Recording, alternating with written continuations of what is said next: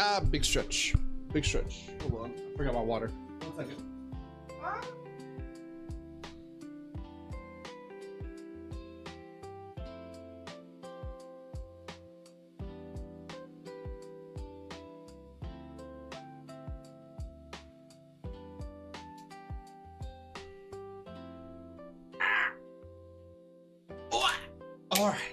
All right, we're here. We're here. We're live. We're alive. We're awake. Definitely not sleepy at all. Definitely didn't wake up 20 minutes ago.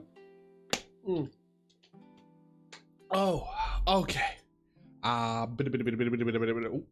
get rid of that. Hold on. Yo, give me on, guys, gals, MBs. Oh, hold on, let me turn down the music a little bit more. That's better. Good morning, guys, gals, MBs, and YouTube catters. Hope you're having a fantastic Wednesday afternoon, Wednesday evening, Wednesday night, Thursday morning. Welcome to the stream. It is Wednesday, July 29th. We're live and alive today. We're live and alive today. Only 2 days left to go in the month of July. And we're 1 day away, tomorrow being the day, we're 1 day away from the full release of the PALWORLD official card game. So we're gonna spend today's stream going over everything from how to play the PALWORLD card game, how to recognize the cards, like what to how to, I guess, yeah. Sorry, I like had the vague idea to play in this, and I probably should have planned like how I wanted to like teach this game rather than just like read through rules and stuff and read through how to play. I'm gonna be showing off like the game mats, like how the board is set up to play the game. Unfortunately, I don't have the physical cards yet because of course they come out tomorrow, and I didn't get like a little along with the structure decks and the tutorial decks to play the game. So tomorrow releases the first card set. Is it PALWORLD TCG time? It is PALWORLD TCG time. Tomorrow releases the first full booster box set, Dawn of Palpagos, as well as two structure decks. PALWORLD structure decks. One, I don't believe they've been given names. I think they're just like called basically what colors they are. Let's see. I double check real fast before I just lie to you. Yes, Dawn of Palpagos trial deck, red and blue, and then green and purple. But don't worry about that. Don't worry about the colors or anything yet. We'll get into all of that here in just a moment as I go through the rules and how the card game works and how the card game is set up. And then afterwards we're gonna go through the cards. I'm gonna show off the cards, show off the card art. I'll show off like what one of the cards looks like when talking about the card game as well, so that you can get an idea of what I'm talking about. But again, tomorrow when the set comes out, when the set releases, then I will be able to actually fire up the hand camera and open boxes on stream. We're gonna be opening multiple boxes on stream because it is really, honestly, like cheap priced card game in comparison. Like boxes, I believe, are only going for like 55-60 retail. So yeah, we're gonna open up a few boxes on stream.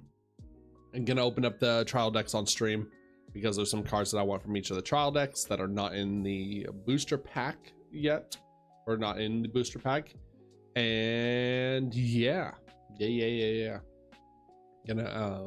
Gonna get like a full hands-on tutorial tomorrow as well, with the physical cards on stream. So be on the lookout for that. Okay, so PALWORLD. What is it? Can I eat it? Is it delicious? PALWORLD OCG. Let's do this. How do I want to do this?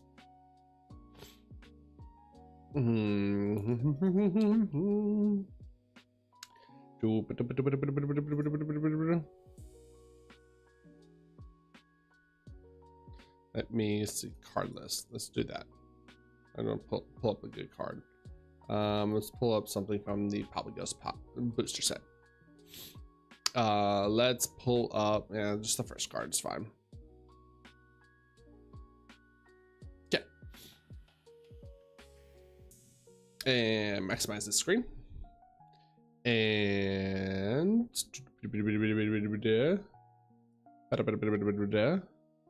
uh-oh. Don't mess with, no. Okay.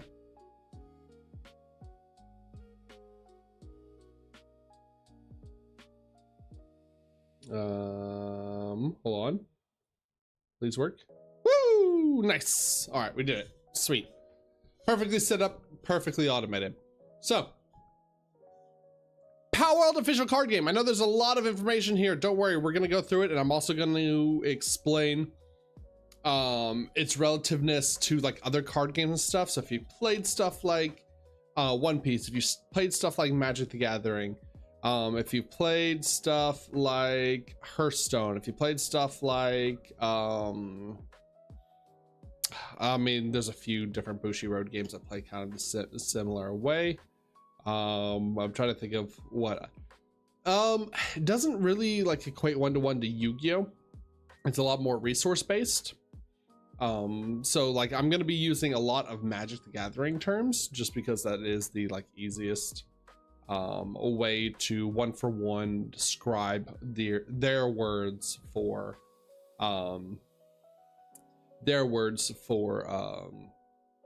like the flow of play or the like play terminology. So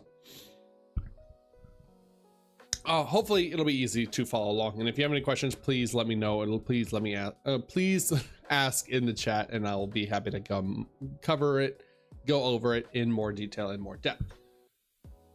What is the official PALWORLD card game? What is pals? Are pals delicious? Are pals horny? Are pals sexy? Yes to everything.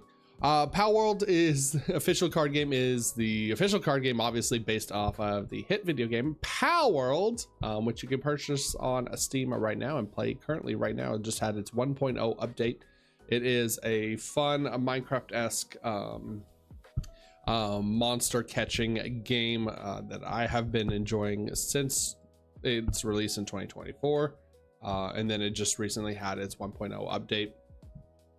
What, 2-3 weeks ago from the time of this recording? I don't know how long it's been. I've lost my time, but very fun game, a very fun story, very fun like world building, very fun like monster catching and a base building as well.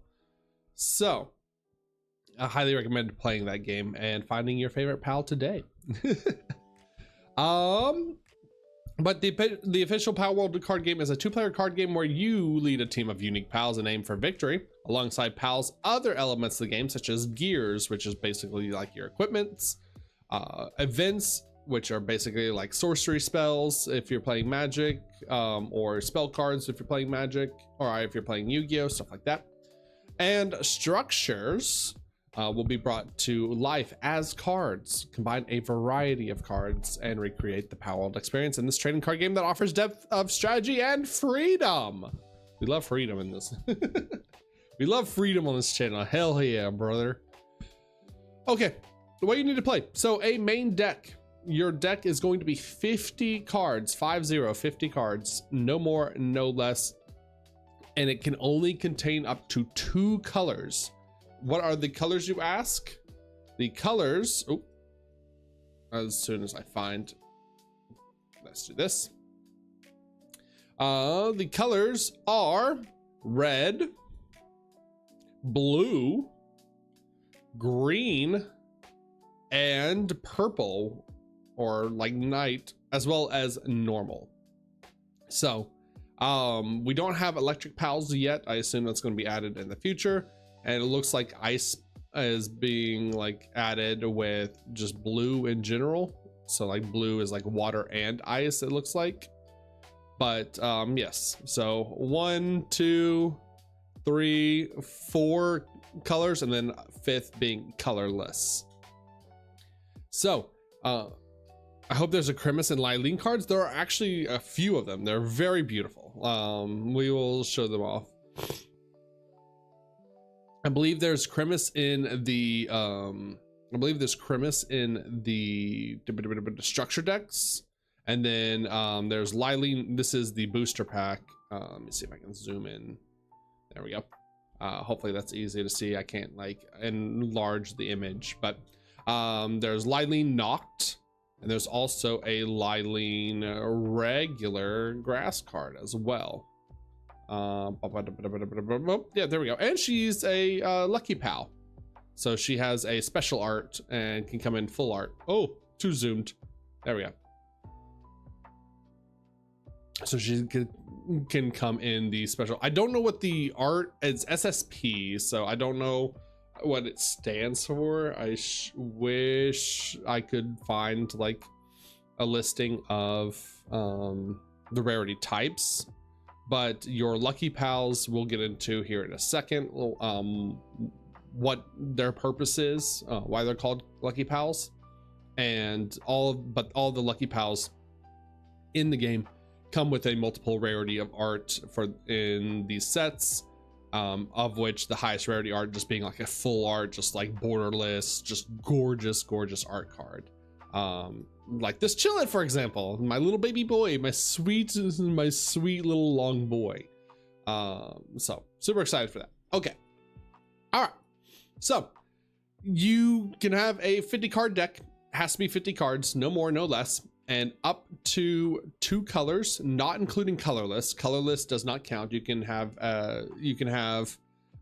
so you can make green, green purple, you can make blue red, you can make blue green, you can make green red, etc, and have the normal pals or the colorless pals in them as well. It does not count to your color count. Then you can have up to 4 cards of the same card name. Now, where this differs from different card games is you see here, let's see here, what is the best way that I can show off, because there's not let me pull up the deck. Let me pull up the structure decks, because let's do this. Let's do this. All right, so is there, I gotta find a name that's a name. I gotta find a name that's the same name. Is there any Gumos? Let's look at green real fast. All right, here we go. Perfect. Okay, so see this Gumos here, this Gumos Curious Sprout. So where this rule differs from a lot of other card games is Gumos Curious Sprout and Gumos Dreamy Seedling over here, since they have different, it has a different subname, it is still a Gumos Pal. So they still have the same name. So in this game, normally in other card games, you would be able to play it because Curious Sprout is different from Dreamy Seedling. But in this card game, they are both Gumoses. They both share the same name. So you could only play like 2 Gumos Curious Sprout, or 2 Gumos and 2 Gumos Dreamy Seedling, or only 4 Curious Sprout and no Seedling. You can only have 4 Gumos total in your deck, regardless of what its little sub name is. And then lastly, you can have only up to 8 pals with the lucky icon on them. So we did show off a little bit earlier. Let's go back to that Lylene. So that's a favorite. As you can see, there are 3 different rarity printings of Lylene here. One regular, one what is this, SSR? Oh, OSR. And then SSP. But if you notice this little symbol in the upper right of the card here, this is the Lucky Pal symbol, and you can only have 8 pals in total with this symbol. So you can only have 4 Lylene, Lucky Pal Lylenes, and 4 Digtoys, and that's your 8 Lucky Pals.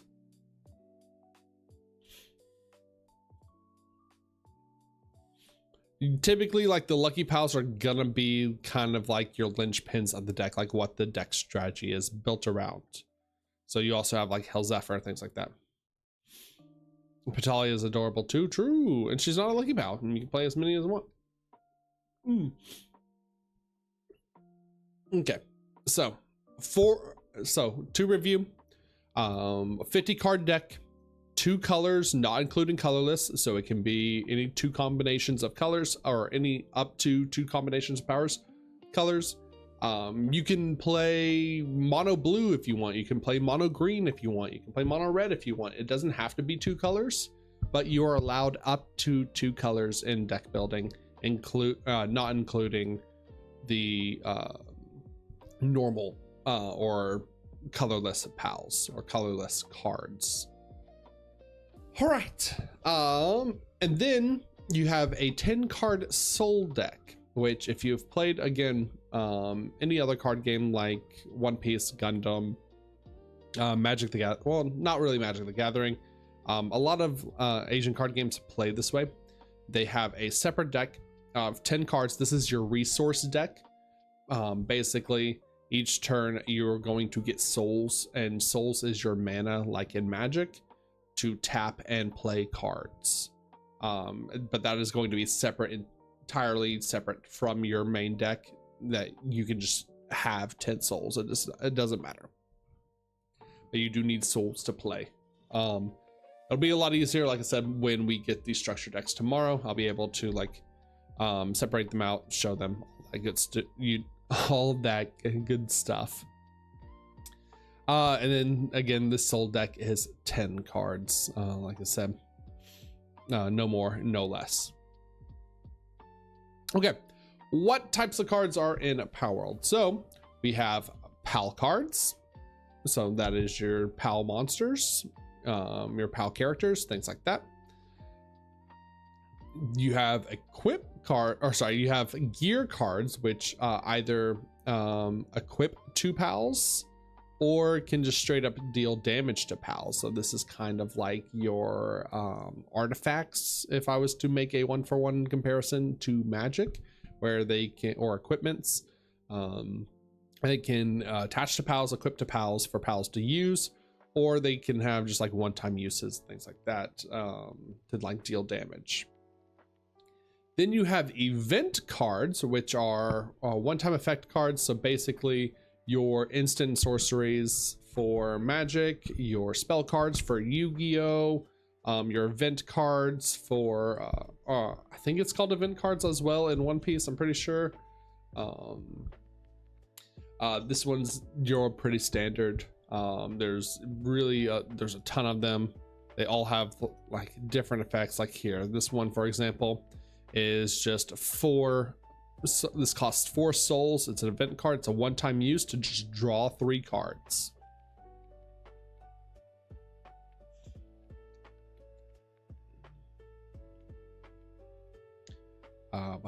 Okay, so let's go back.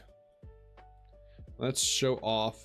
Let's see here. Is there a easy PAL to understand? We're gonna need this. All right, here we go.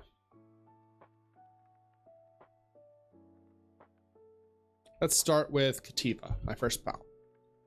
So this is a PAL card, and this is your PAL monster.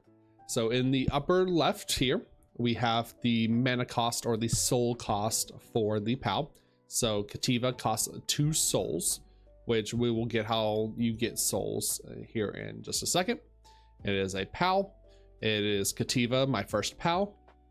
And then down here we have our text box, pretty typical of just like what rules text it has, if it is blank. There are some just vanilla monsters that don't have any rules text, that just, for example, like this Who Crates, that just has like a little bit of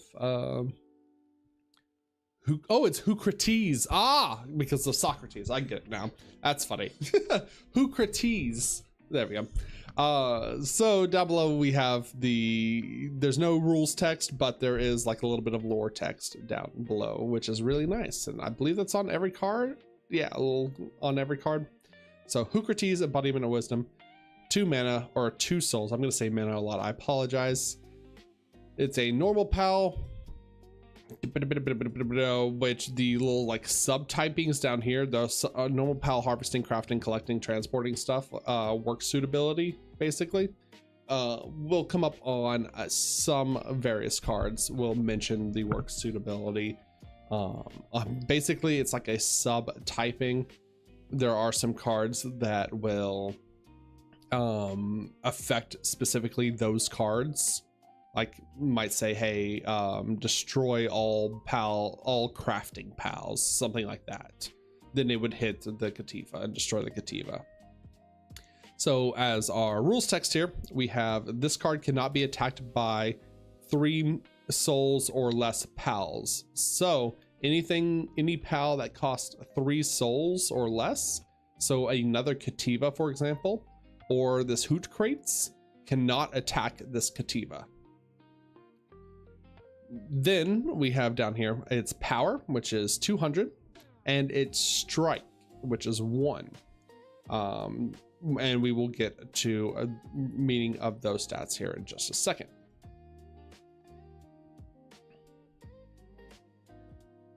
Oh, wait a bit, where I forgot what tab I'm on. I'm so sorry. Okay, the big one I want to talk about is the let's grab the event. Let's grab this. All right, there we go. Now I got 1 of each card. All right, so here we have the event cards. This is a 7 souls. You can see here in the upper left. This number always up in the upper left is the cost or the souls cost of the card. The event is just a one-time play. You play it out, and then it immediately just goes to the graveyard. It is event typing medical supplies. Choose 1 8 cost or 8 souls or less pal from your graveyard and deploy it in the rest state. So this just reads: choose 1 8 cost or less pal from your graveyard, bring it back, put it back onto the field, and it's put in the rest state, which is it's put in tapped.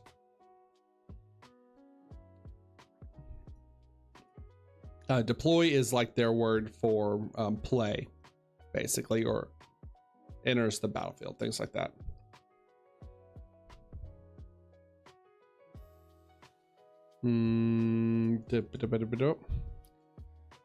All right, so this is the big change from other card games. This is the structure card. The closest thing I can equate it to is Magic did this a little bit with their battlefield cards, but they haven't done that recently yet. It's basically like a mix of an enchantment and a blocker, but it is, your structure deck is a horizontal card. The cost up here in the upper left as always, so it costs 2. This one specifically costs 2 mana, and then you have your rules text on the right hand side here, as well as they each have their own power, which is basically like their durability of the structure. So anytime your opponent or you, if your opponent has a structure, instead of attacking your opponent, you can choose to attack their structure to get it off the field.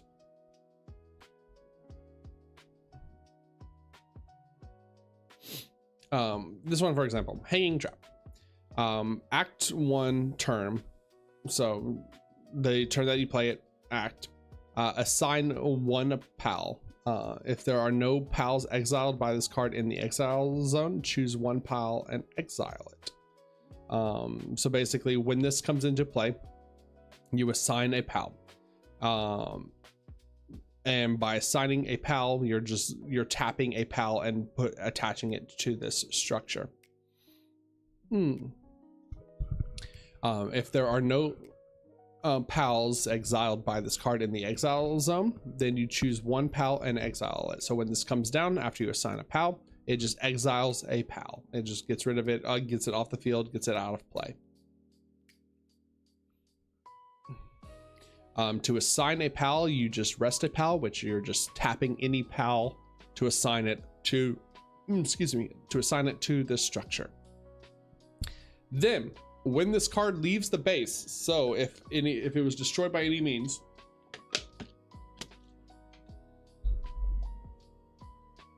if this card was destroyed anyway, or is removed from the field by any way, You deploy the PAL exiled by this card into the owner's base in the rest state.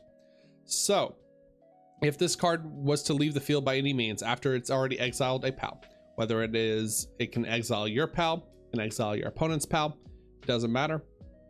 If this card was to leave, that PAL comes back tapped is all this means. So it is just like a temporary removal card that it forces like your opponent. So if your opponent plays this on you, it exiles one of your PAL, then you would attack this because it has a durability of 900. So if you had something that hits for 900 or more, like this Fellbat, for example,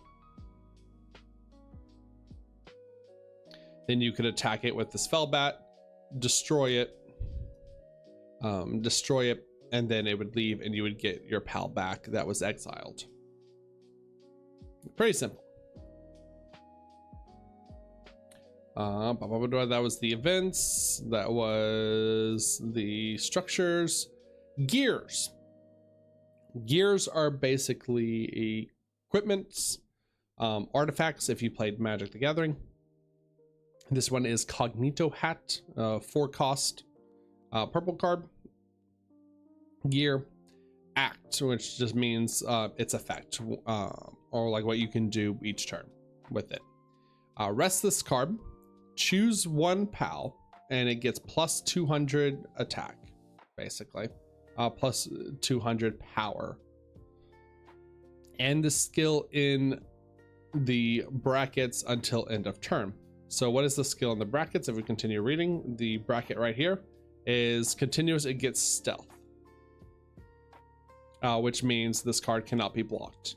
So it gets basically unblockable. So each turn you can rest this card, choose one PAL on your field. It gets 200 power, and then it gains stealth, which means it gains unblockable. Pretty strong, pretty good. Gears are also just not one-time use. If you have multiple gears, you can do their effects multiple times. So if you had like multiple Cognito Hats on the field, you could tap multiple Cognito Hats, choose the same PAL. It doesn't have to be different PALs. Choose any one PAL.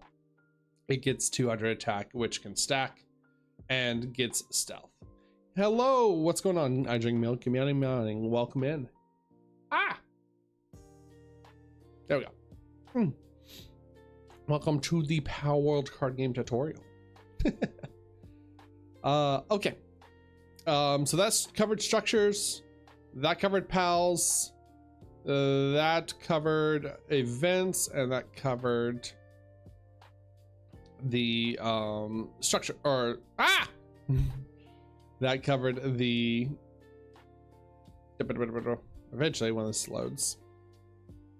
We did structures, we did PALs, we did events, and we did gears. So that's the 4 different types of cards.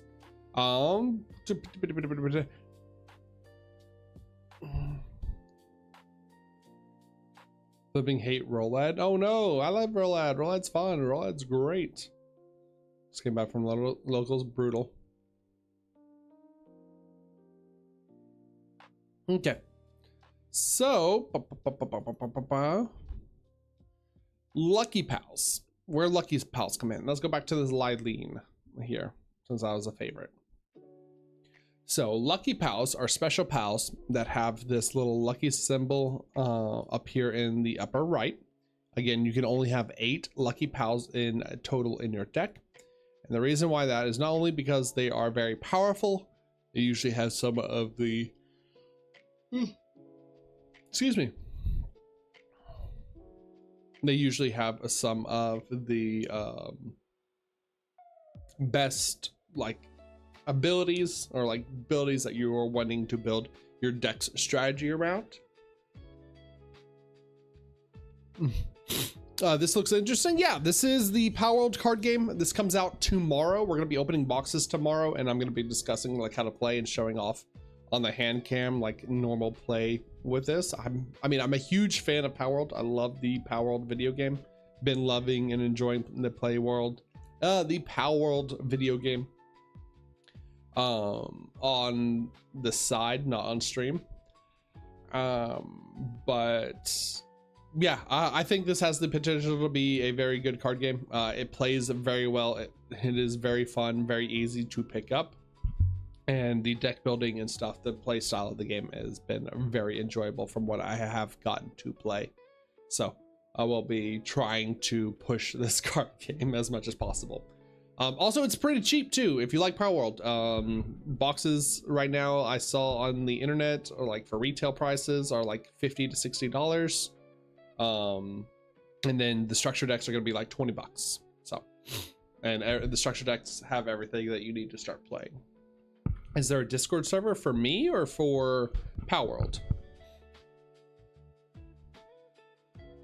For me, yes. Exclamation mark Discord in the chat.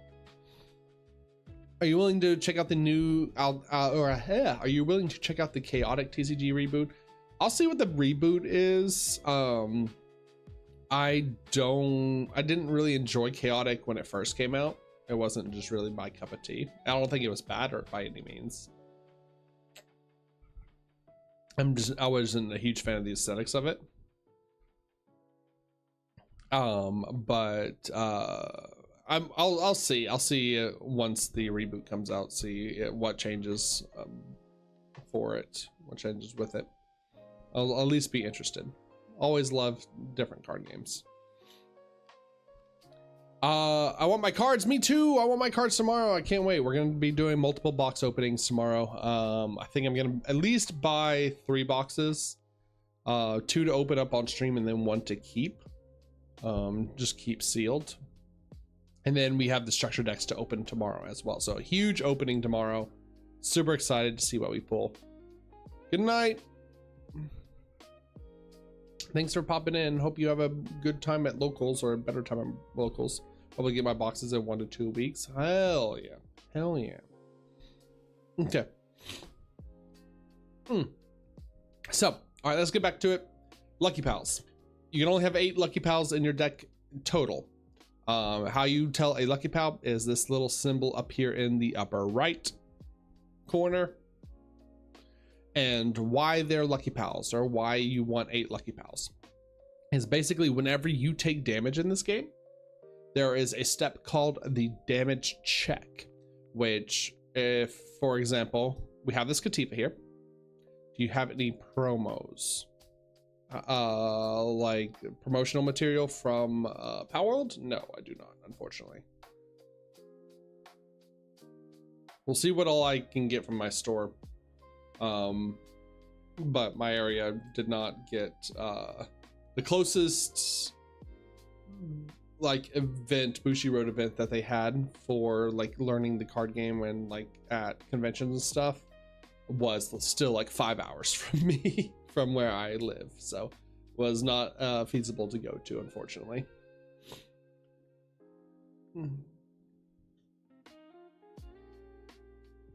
Hopefully in the future I can get support and sponsorship and get we managed to buy 17 gold 17 gold foil soul cards for around 800. Jesus, they're 450 each. That's crazy.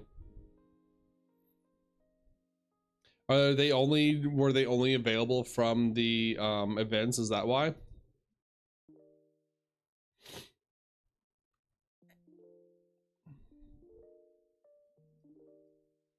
Yeah, I don't, unfortunately, I just came back from Yu-Gi-Oh! Nationals, so I don't have that kind of money to drop. Yeah, only events up until the end of last month. Yeah.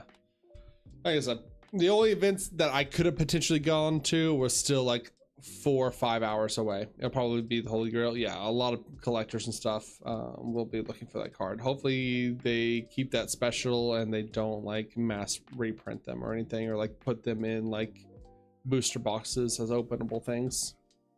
I'm in Sweden, we get nothing. Oh no. Shoutouts from Sweden though. Hell yeah. Yeah, there were very few events here, and like it was either go to one of them or go to my nationals. Have you seen the gold Katiba card? I have not seen the gold Katiba card. All right. So what is We talked about it a little bit, kind of got off subject a little bit. Lucky Pal, you can only have 8 Lucky Pals in a deck. 8 or Lucky Pals have this little lucky icon up in the upper right. Why you want 8 Lucky Pals is because during battle or during damage check, if you see here, the Pal has 200 power and then has next to it this strike. Power is basically its attack against other Pals, and then strike is if it attacks a player directly. So this strikes for 1. What that means is when this Kativa hits you, there is what's called a damage check. The player being attacked flips over cards from the top of their deck equal to that strike value. So we would flip over, if a Kativa attacked us, we would flip over 1 card. And if that card is the lucky icon, then you stop flipping immediately and you cancel that damage. So if a Kativa attacked us with its strike of 1, we flip over 1 card. And if we flip over this Chillet and it's a Lucky Pal, then that damage is nullified. We don't take that 1 damage anymore. So how the game is balanced is basically the stronger Pals that have higher strikes means that you have the higher potential to flip over more cards, to flip over a Lucky Pal, and then cancel out that damage.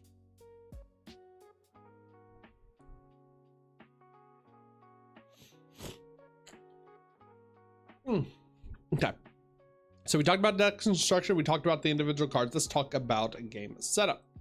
So you have when we have a little mat here. So we have our deck zone, we have our exile zone, our graveyard zone over here on the right. Then on the left we have our soul deck. Again, this is going to be your 10 souls. This is basically your mana. This is your resource system. This is how you play cards in the game.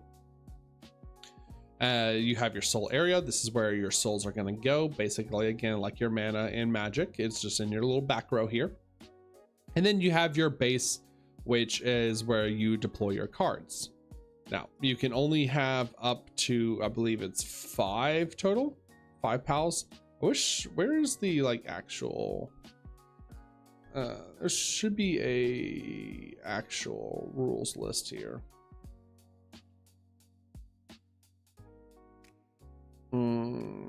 For beginners, maybe how to play official card game. Okay, no, that's not what I want.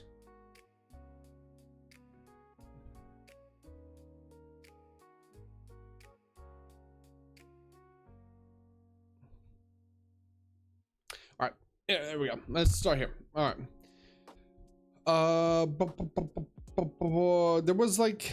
There was one of these tabs that was just actual, just like rule, how to play. Nope. Okay, we don't want beginners then. Go QA, quick manual, basic rules, TCG floor rules, errata. Okay, cool. I don't know what happened to the rules. This is just basic rules, Q&A. I don't know what happened to my rule tab. I feel like there was a lot more rules. Okay. So, how you win the game is like in a lot of card games, you just reduce your opponent's life to 0. I believe, gosh, this doesn't tell me it either. I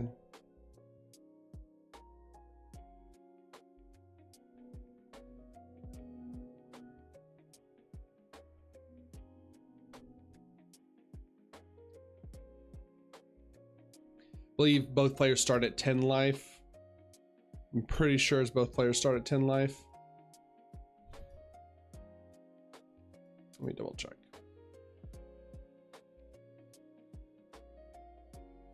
Yeah, both players start at 10.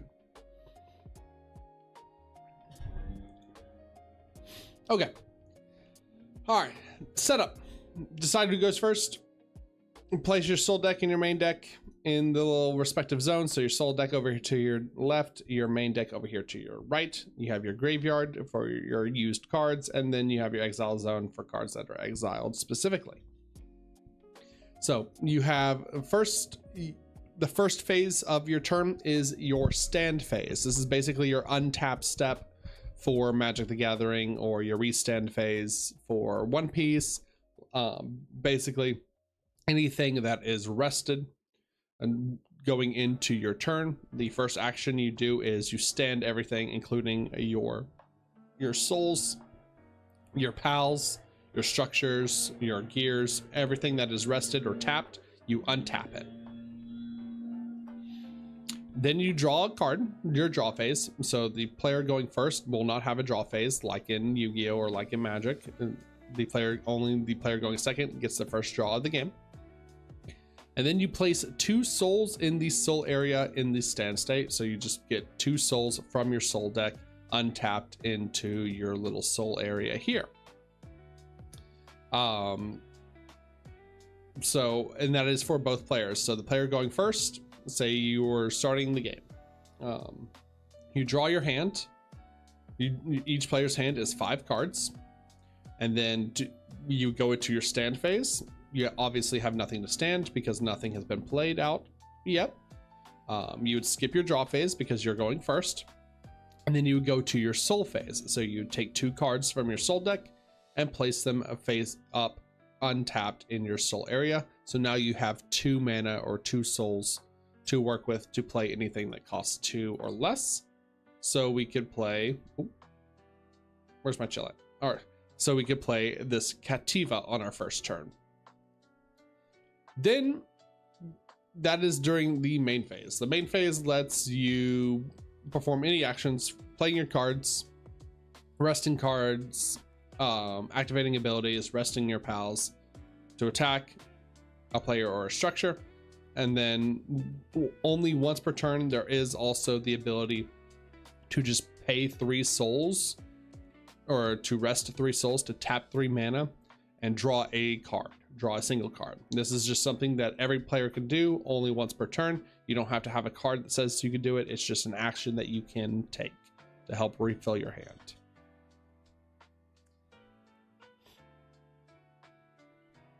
There is a mulligan in this game, by the way. If you open your starting hand and you don't like it, if it's an unplayable starting hand, not a good curve of cards to play, then you can shuffle it back into the deck and then draw a new set of 5. You can do this once per. You can only do this once though. You have to keep the second hand. All right, let's talk about the main phase. So, main phase, this game plays very much again like a One Piece or other Bushiroad card games.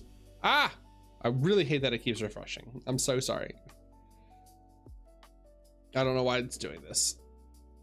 I should have just downloaded this.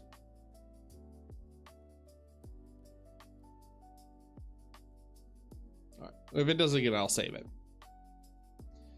Plays a lot like other Bushiroad or Bandai card games. Basically, you can bounce between your main phase and your battle anytime that you want.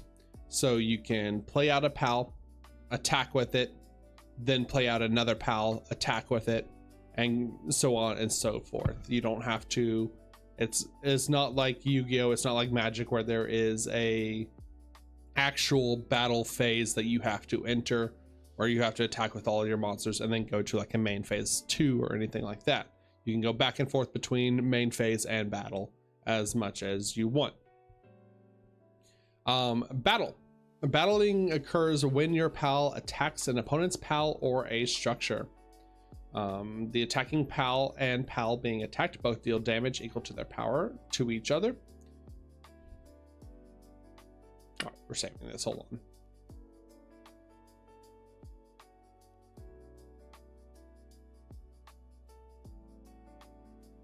Do I just not have like a PDF opener?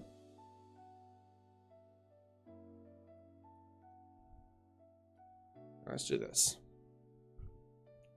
PAL rules.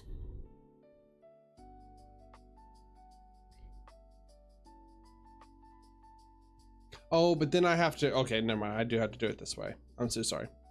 Oh, I got a roundabout way to fix this. 1 second. Apologies, 1 second.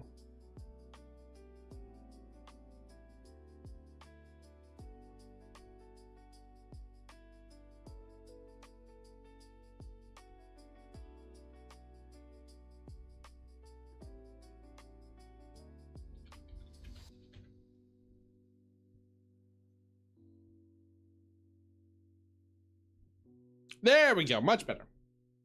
All right, a little small, but we can work with it. There we go. All right, now it won't reset anymore. It won't refresh anymore. Okay, so battling occurs when your pal attacks an opponent's pal or a structure. The attacking pal and pal being attacked both deal damage equal to their power to each other. So if you have a Kativa here, Kativa with 200 power, let's do Chillet. So Chillet here with 900 power attacks a tapped Kativa. Remember, a pal has to be rested to be attacked. It would deal 900 power to the 200 power of this Kativa, so it would kill the Kativa. Cards that take damage equal to or greater than their power or durability are put into the graveyard. So if I had a Kativa and I decide to attack another Kativa, then the Kativa would go, their Kativa would still go to the graveyard.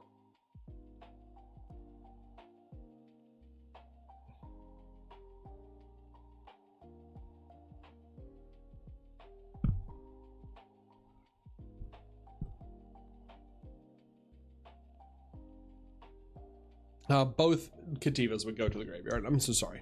Both Kativas would go to the graveyard because they're both dealing 200 damage to each other. So they would trade. When you're attacked by a pal, though, or you may do two of the following. Either rest one of your pals in your base to block. So basically, like in Magic, you would assign a blocker. But you would have to rest the pal to block, meaning that you wouldn't be able to block multiple times with the same pal. Or you can use cards with the quick icon, which we will get to that here in a second as well. As soon as I can find one with a quick icon, because there are a few. Here we go. Nope. There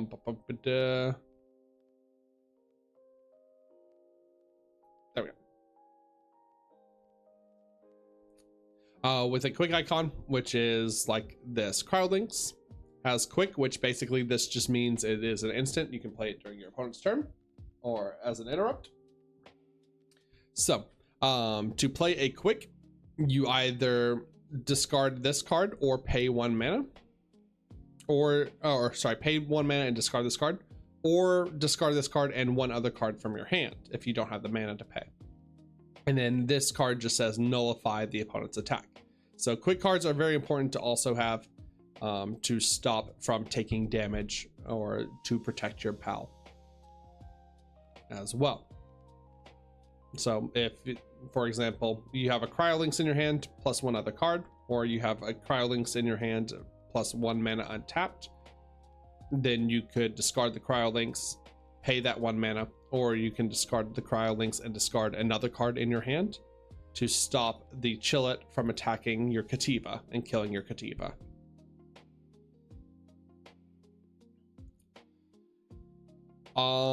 We talked about damage check, but we'll go over it again. If an attack goes through successfully, so if I was attacked by this Kativa, or if I was attacked by this Chillet successfully and I did not block it, we would go to what is called a damage step or damage check. The person being attacked, so me, if I was attacked by Chillet, would flip over cards from the top of their deck equal to the strike value. So over here, Chillet strikes for 2. So we would flip over 2 cards, 1 at a time, because if we hit a lucky icon pal, then the then the damage would be immediately nullified after we flipped over the first card. And then that lucky pal card or any card that you flip over from the strike goes to the graveyard. So if we don't flip over a lucky pal card, then we just take the damage, and so we would go from 10 health or 10 life down to 8. And again, once you go to 0 life, once your opponent's at 0 life, then you lose the game. You can also lose by running out of cards. If your deck has 0 cards remaining, then you automatically lose. And then again, there's a limit to, you can only have 5 pals on the field at once, but there is no limit for structures and gears. So after you've done everything in the main phase, after you've used all your mana, after you've attacked, after you've played your structures, after you've played your equipments, after you've played your cards, then you would proceed to the end phase. The end phase, all like in Magic, all damage on pals and structures go back to 0, return to 0. So if my Kativa attacked into a Chillet, the Kativa would die, but there would be 200 damage on the Chillet, so it would be basically a 700 power. If anything else during that turn deals 700 more power to the Chillet, then that would kill the Chillet. But if it goes to end phase and there's only 200 damage on the Chillet, then at the end phase that damage falls off and Chillet goes back up to 900 power.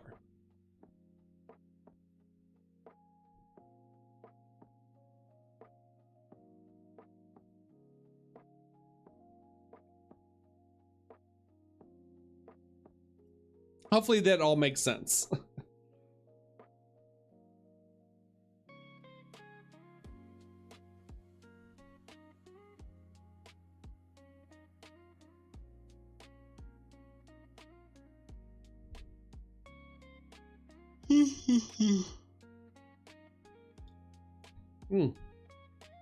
Right, I need a water break. That's a lot of yapping.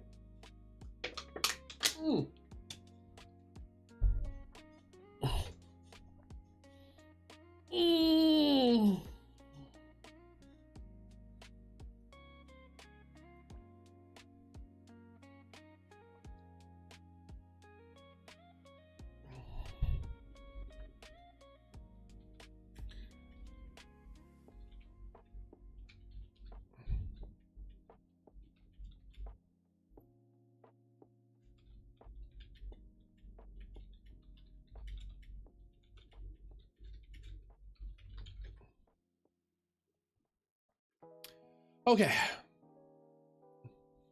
All right. That is the basics of the game. That is the basics on how to play. So let's quickly go through this tutorial video here. Pause this.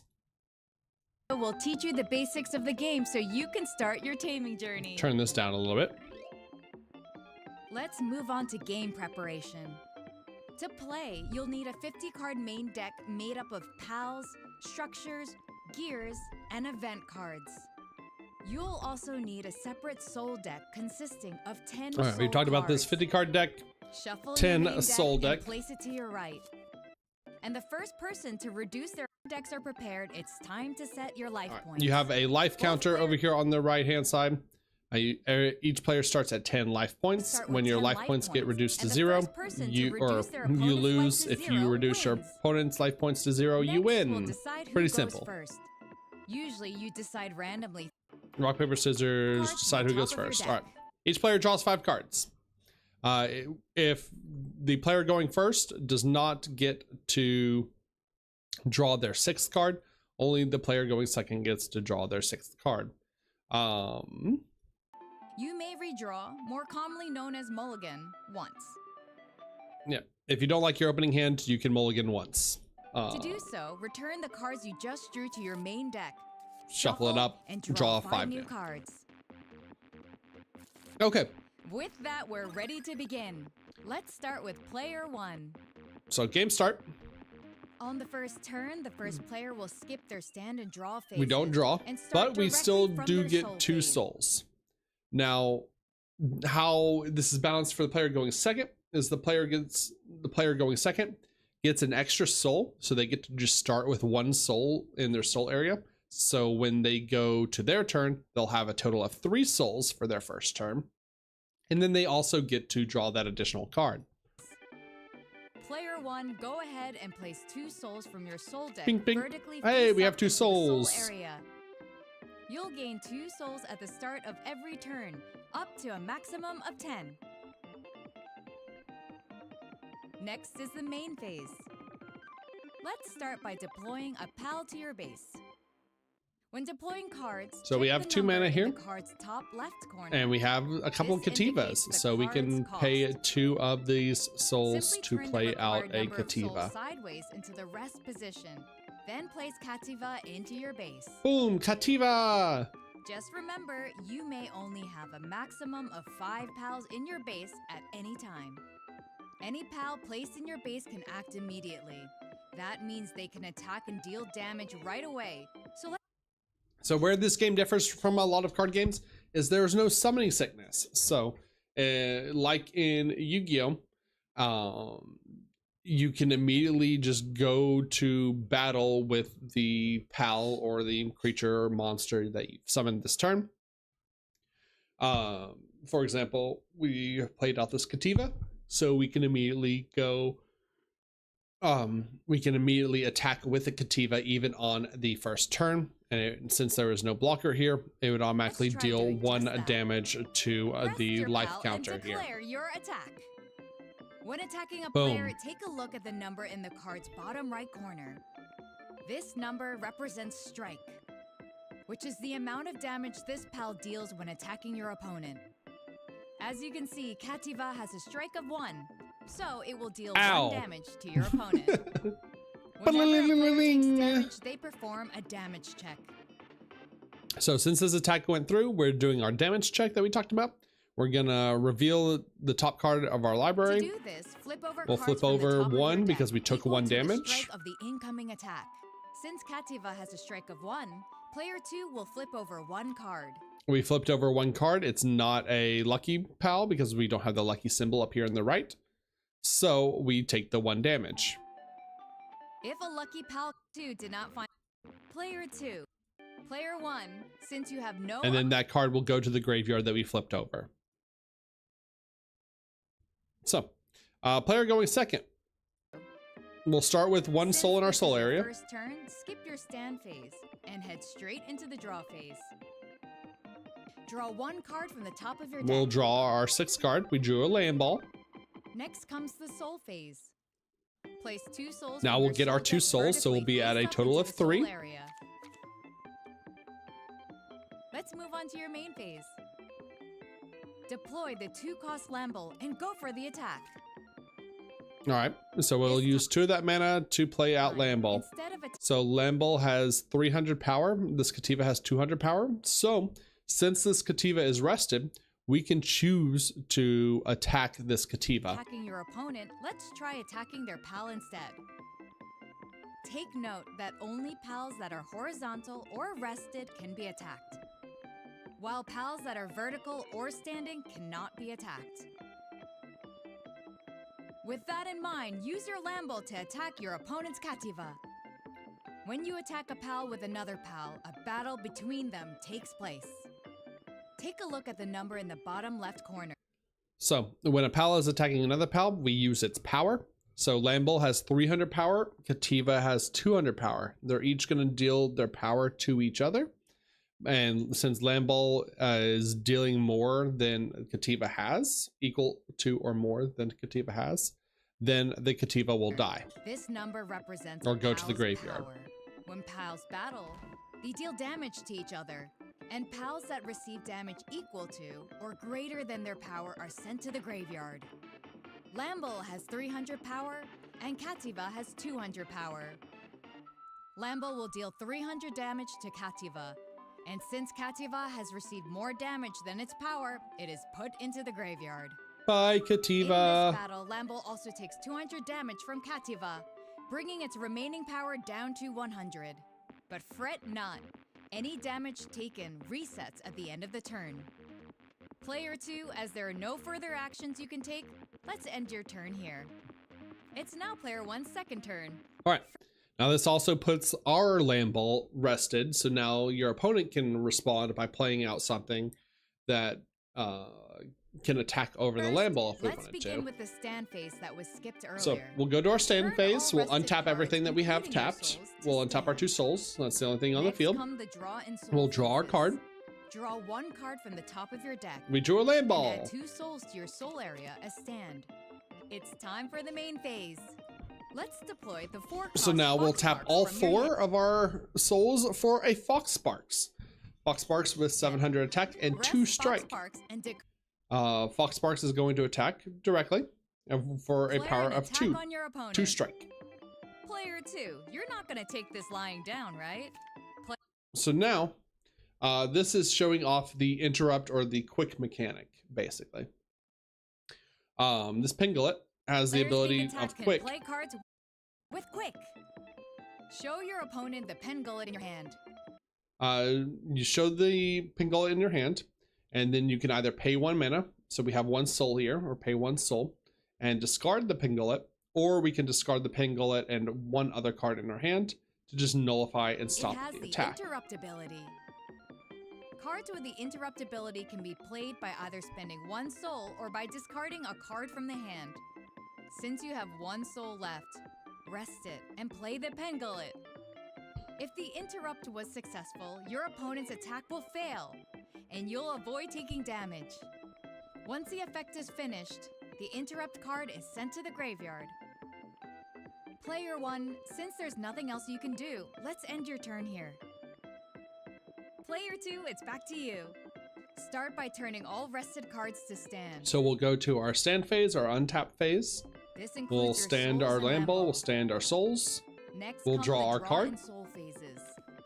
and then we will add 2 souls to our soul area. So now we have a The total main of 5. phase.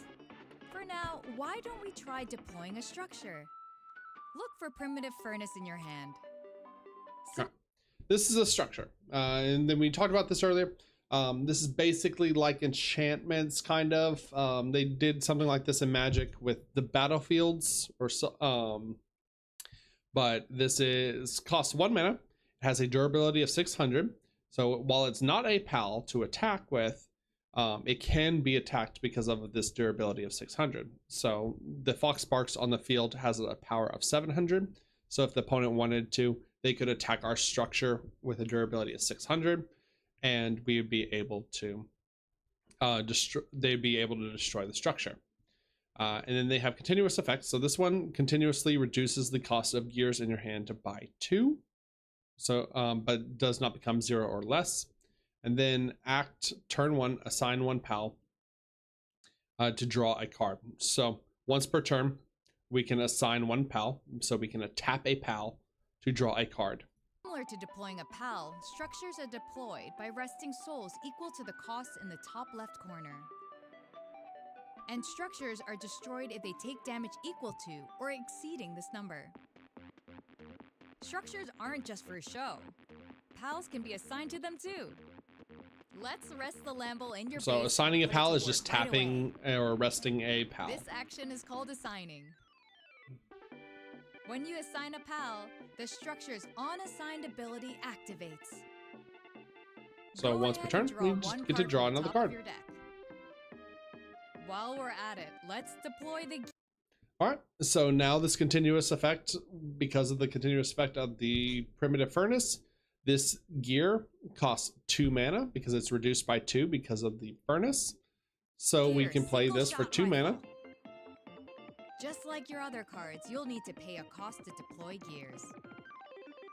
Normally, this gear would require 4 souls. However, Primitive Furnace's continuous ability reduces the cost of gears by 2, making this a 2-cost gear. So now this for 2 mana Single-shot deals rifle has 1,000 an damage on-deploy to ability a that PAL. activates So it automatically when is played. a You may removal choose spell, one basically. PAL and deal 1,000 damage to it. So let's deal 1,000 damage to Fox Parks. So now that we've done 1,000 damage, Foxbarks only has a power of 700, so we're doing more. So the Foxbarks will go to the graveyard. Since you still have 2 souls remaining, let's play Chickapee from your hand as well. Chickapee! Although Chickapee can attack, Standing Pals can block your opponent's attack. So let's end the turn here without attacking. Player 1, it's now your 3rd turn. Stand all rested cards. Next come the draw and soul phases. So draw soul, 1 card from the top gain 2 souls. We're at a total of 6. Soul area as stand. Start by playing the 2-cost Chickapee and go straight for an attack. Player 2, since you will still have life points remaining after taking 1 damage, let's take this attack head on.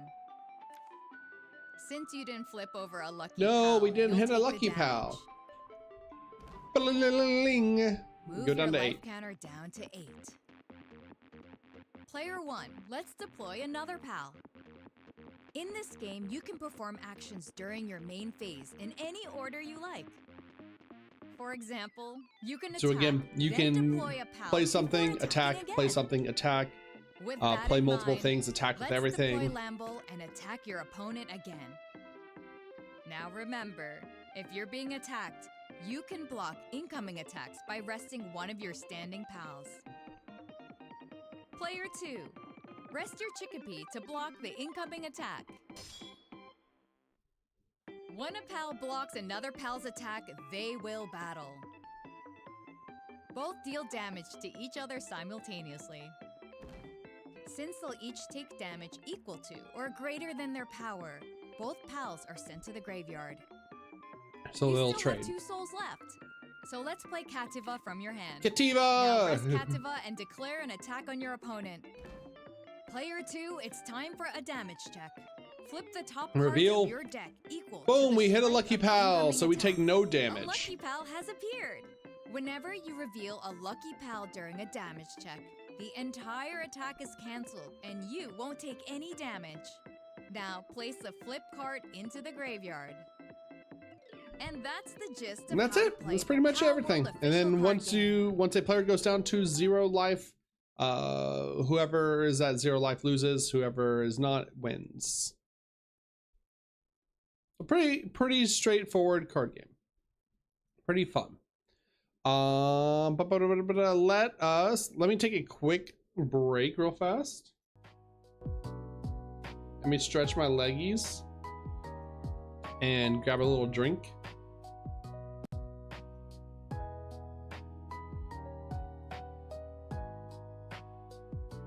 And then we'll go over the card by card for the Donna Pavlov set. And then I'll probably just save the structure deck for tomorrow, since we'll be opening up the structure deck tomorrow.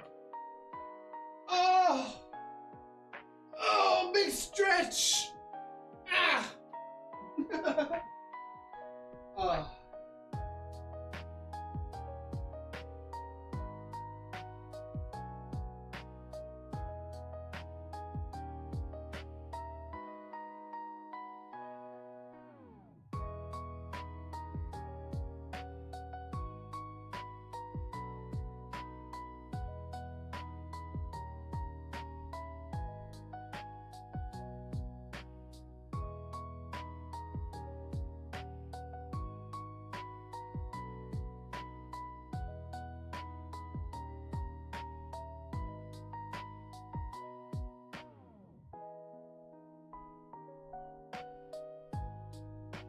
Ah. Okay.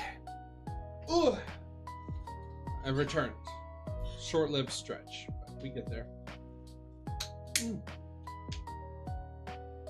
Okay.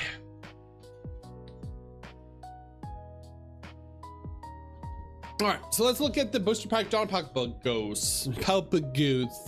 Let's look at the booster pack set of Donna Palpagos. If I need to zoom in, let me know if it's legible, if it's readable. Ah, too close. There we go. It's as close as we can get. This set is going to be 161 cards on release, including the multiple printings of the Lucky Pals. Like I said, you get pals with like specialty art, full art, borderless art, stuff like that. Excuse me. Okay, so the first card we have is Jormuntide Ignis, the Savage Lava Dragon. Turn this down just a little bit.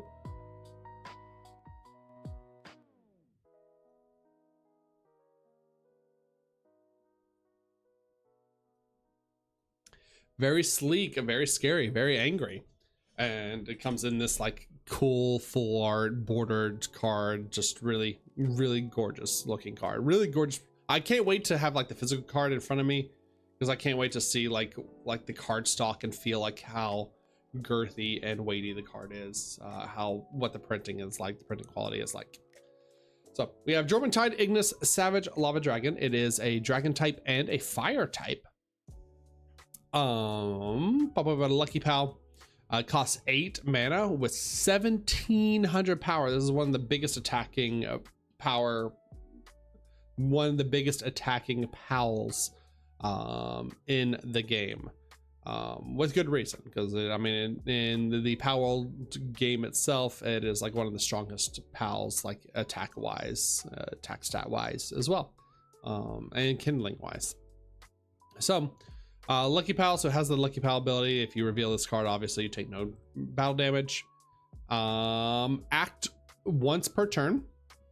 You either pay 3 mana or discard 2 cards from your hand and stand this card. So what that means is you can play out your Jormuntide Ignis, attack with it, and then once per turn, you can discard 2 cards from your hand, stand this card, so untap it, and then attack with it again. So it basically has potential double strike, or has multiple attacks in a turn.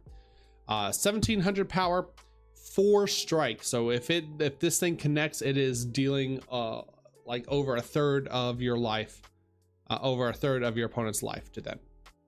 Pretty huge, big beefy boss monster pal. Then we have the Suzaku Hellfire Wings, 7 mana pal, Lucky Pal as well. When your red card would deal damage other than battle damage to a pal, deal plus 200 damage instead. So this basically just makes it to where, let's say you have this and your Jormuntide Ignis out on the field. If your Jormuntide Ignis attacked a structure that had 1900 durability on it, then the Suzaku would buff your Jormuntide Ignis. It would, instead of dealing 17, it would be dealing 19 because it's plus 200. Then on deploy, which basically just means when this card is played, you choose 1 pal and deal 700 damage to it. This also is buffed by your own Suzaku. So this basically reads choose 1 pal, deal 900 damage to it immediately when it comes in. Or if you had multiple Suzakus on it, the buff would be stacking.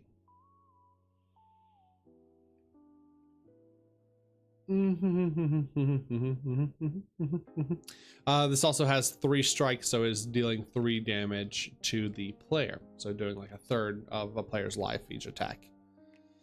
Gobfin Ignis Blazing Hothead, 400 power, 4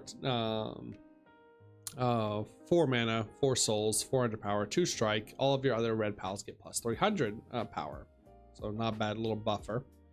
Red is very much like the aggro damage burn kind of deck, it looks like, or like archetype, I guess, color palette. Bushi Ephemeral Blade auto. At the end of the battle, this card attacks, you may return this card to hand. So if this card attacks, it taps to attack. If it attacks your opponent directly, you can bounce it back to your hand after that battle is done. And then it also has the act interrupt, where you can discard this card and pay 1 mana, or discard this card and another card in your hand to nullify an opponent's attack. Also a Lucky Pal. Reptiro or Gorger on deploy, get 3 kindling, or no, 3 what is it? 3, it's not harvesting, it is So harvesting is the let's see here. Logging. That's what it was. Logging. Okay.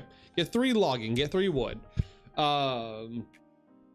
Then you can consume that logging. You can consume that 3 logging. Look at the top 5 cards of your deck. Choose up to 1 8 or less gear. So 8 soul cost or less gear from among them and deploy it. Shuffle the rest of the cards with this. Shuffle the rest of the cards with the deck. So look at the top 5. Basically, it just says on deploy, get 3 logging. You can use that 3 logging once per turn. Look at the top 5 cards of your deck. Choose up to 1 8 cost gear or less. Put it into play. Everything else gets shuffled back in. So nice. Freaking loves Shinshin in White Forest. I've not thought about Shinshin in White Forest. Not bad. Interesting. Fox Sparks. 2 mana, 2 power. Or 2 mana, 200 power, 1 strike. Brave 300, so means 1 on attack. This card gets plus 300 until end of turn. So basically this has a 500 power when it attacks. When it's being attacked, it has 200 power. Kitsune, the Wormbane Fangs, 5 mana or 5 souls, 400 power, 2 strike. Auto, so on play, on deploy, when it's played, choose up to 1 7 or great cost or greater PAL and deal 1200 damage to it. So this is a removal spell for like your big beefy like dragon cards or big like boss monsters and stuff, because most of the things that cost 7 or more mana are these big high power monsters. Again, if you have a Suzaku out in the field for 7 mana, it would deal a total of 1400 because Suzaku would buff that damage by 200 as well. We have Spark Kick. Oh, it looks like they're combining like the electric, some of the electrics in the fire. Hopefully, I mean, electric gets its own and eventually, but we'll see. Spark Kick, Hazardous Contact. On deploy, choose up to 1 PAL in the stand state and deal 500 damage to it. So this is choose 1 PAL on that's not rested. Choose 1 untapped PAL and deal 500 damage to it. Univolt, Brave 300. So the same thing as the Fox Sparks. If this is attacking, it gains 300 attack, so it becomes 900. If this is being attacked, it's still its base 600.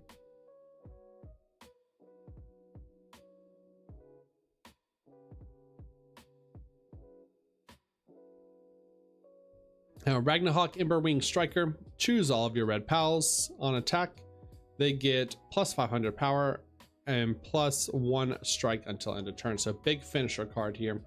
Buffs all of your pals damage overall. And it is a lucky pal. Like I said, a lot of your decks are going to be built around your lucky pals and your lucky pal abilities.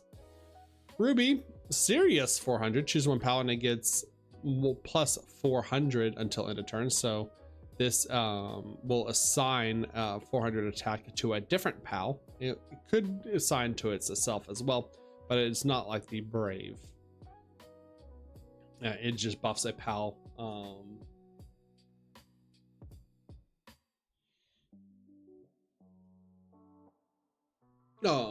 When the Ruby would tap itself and you would buff a PAL by 400 power until end of turn. Flambell on deployed just gives you 2 logging. So again, you can use that logging for the Reptiro eventually when you get up to 3 to look at the top 5 cards of your deck and choose a gear that we talked about. Cinder Seed, 6 mana vanilla with 1200 power, 2 strike. Not too much going on there. 7 mana counter or quick. We have Blaze Howl, the Hellflame Defender. This has the ability to discard itself or 1 other card, pay 1 mana, nullify an attack. Our first structure here, we have Mounted Machine Gun, 4 souls, 1000 durability, act once per turn, consume X number of logging, So any number of logging, assign one PAL. So tap a PAL to assign it to the machine gun. Perform choose one PAL and deal 500 damage that many times that you use logging. So if we play a flamebell, or we have a mounted machine gun out on the field, we play a flamebell, we get 2 logging. We can then assign the flamebell to the mounted machine gun and then consume that 2 logging and deal 500 damage to a PAL twice because we used 2 logging. So we could choose the same PAL. We can choose 2 different PALs if we want to spray and pray. It's a neat little removal card. And then here's the little full art of it with with lamb bells. Terrifying. Primitive furnace we talked about earlier. Oh, this has different oh, this is all, oh cool, this is different from what was in the video. Okay, primitive furnace, 2 mana, 800 durability, act once per turn, assign 1 PAL, get 3 logging, and draw 1 card. So if we assign a PAL to it, if we tap a PAL, we get 3 logging built up, and then we get to draw a card. Then we get to act, consume X, or once per turn, consume X number of loggings, reduce the cost of playing your next gear from the hand by X until end of turn. It does not become 0 or less. So we can consume those 3 loggings immediately to play out a pump action shotgun for 4 mana instead of 7 mana. It would reduce it by 3. Flame Cauldron, all of your red PALs get plus 200, 900 durability, and then auto, when your red PAL is deployed, you gain a logging. So a nice little, like, noticing a theme of like building up the logging, using that to make makeshift weapons, or get value of playing out your gears or your mounted machine guns, stuff like that, your other structures. Alarm bell, once per turn, tap 1 mana and then assign 1 PAL to it. Stand all PALs assigned to this turn. Until end of turn, your PALs cannot be assigned and must attack as much as possible, including PALs deployed after activating this ability. So this basically is, if you used this allows you to use all of your PALs, assign all of your PALs to your structures, and then untap them and then be able to still attack with them, so you have something to do. We have Foxspark's Harness, our first gear. Act, rest this card, choose 1 PAL, and it gains plus 200 until end of turn. If its main name is Foxsparks, it gets the skill of, on attack, choose up to 1 PAL and deal 700 damage. So you can rest this card, choose a PAL, it gets plus 200 attack, and then if it is a Fox, if the PAL you chose to get 200 attack is a Foxsparks, then it also gets the ability that on attack, it deals 700 damage to any PAL. Pretty cool, pretty nice for 3 mana, 3 souls. We have that pump action shotgun, 7 mana on deploy. So when you play it, choose all of your opponent's PALs and deal 1200 damage to them.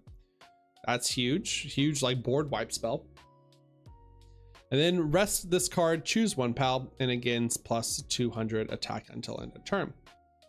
We have makeshift handgun on deploy, choose up to 1 PAL, deal 500 damage to it. Then you can also rest this card, choose 1 PAL, and it gains plus 200 until end of turn. Stone Pickaxe, act, rest this card, choose 1 PAL, it gains plus 200 until end of turn, and you get a logging. And then we have the event cards. So far, like a lot of the events, or each color has gotten an event that is one of the like tamers. That is really cool because they're all modal. You get to choose multiple of the effects, or you get to choose one of the effects. And this is Axel's Strategy. choose one of the following. Choose one PAL and deal 1500 damage to it. So cool. It could be a removal spell for 4 souls. Choose up to X PALs, stand them. X is equal to the number of gears. So you can untap PALs and attack again, for example, depending on the number of gears that you have, with number of weapons. So very like weapon-based archetype. And then choose all of your opponent's 5 mana or greater PALs, and they cannot block until the end of the turn. So it makes your opponent not be able to block with their big attack creatures. Then we have the event in our final red card treasure chest found. Look at the top 5 cards of your deck, choose up to 1 structure or red gear from among them and add it to the hand. Shuffle the rest of the cards with this deck. If you choose 0 cards, you get 3 logging. So at worst, this is just get 3 logging.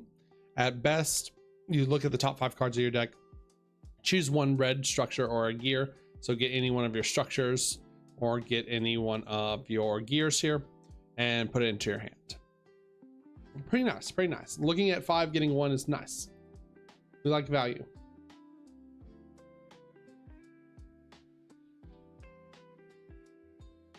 All right, to the blue cards. My personal favorite, Chillette, the Dragon Whisperer. He is a cute little bean, a long boy, if you will. But he is also a nice dragon. It's a lucky pal. And on deploy, so when you play this card, you reveal the top card of your deck. And if it is an 8 cost or less dragon, you may deploy it. If you did not deploy it, add it to the hand. So I love this card so much, and I'm building my deck around this card. Is when you play out your Chillette, you look at the top card of your deck or reveal the top card of your deck. If it is a dragon that costs 8 or less, which most of them all do, I don't think there's a dragon that costs more than 8, at least not yet in the game. But if it is a dragon, then you get to just play it automatically without paying mana for it or without paying souls for it. If it's even if it's another Chillette, you get another Chillette and it's deployed, so you get the Chillette effect again. So you get to do it multiple times. It's not once per turn. If it is not a dragon, then you get to just draw a card. You just get to draw it. So at worst, it is 5 mana, 900 power, 2 strike, draw a card. At best, it is a 5 mana, 900 power, 2 strike, and you get a giant beefy dragon that has different strong, powerful effects that you'll build your deck around. Like your Relaxosaurus, the hungry gunner. On deploy, so even if it's played by Chillette, choose up to 1 6 cost or less PAL and tap it. When this card is in the base, that card does not stand. So you tap something your opponent controls, and it doesn't untap while the Relaxosaurus is on the field, basically. He is also a dragon. You also have Jormuntide, the Surging Sea Spirit, also a dragon. 8 mana. On deploy, draw 1 card, choose up to 1 7 cost or less PAL, and rest it. It does not stand during your opponent's next stand phase, so it taps it for 2 turns. And we have our full arts. He's also a lucky pal. Like beautiful, beautiful little alt art right here. I love this so much. I can't wait to open these packs. I can't wait to open these cards. You have Pingullet, Yearning for the Sky, 4 mana, 600 power, 2 strike. When this card is put into the graveyard, draw a card. Pretty simple. We have 6 mana Azure Robe. That's also a lucky pal. On deploy, you draw a card, choose up to 1 pal, and rest it. So this can also just be played out by Chillette. And we have 8 mana Reptochris. This is our first dragon big giant pal. On deploy, draw a card. We do love drawing cards. 1200 power, 3 strike. Act, so once per turn, you can discard a card from your hand, look at the top 5 cards of your deck, choose up to 2 6 cost or less structures from among them and deploy them, then shuffle the rest of the cards with the deck. So, I'm sure there'll probably be like a structure like red and blue, like build structures style deck with this like Repto Chris and the Reptyro Orgorger and the Reptyro Christ. Sure, that's something to build around, something if you like these structures in this deck. Welcome back, welcome back. We have 5 mana Pin King, Mighty Warrior of the Deep, 600 power, 2 strike. All of your main name Pinglet pals get plus 700 attack. Pinglet army. Pinglet turbo. 2 mana Thwack.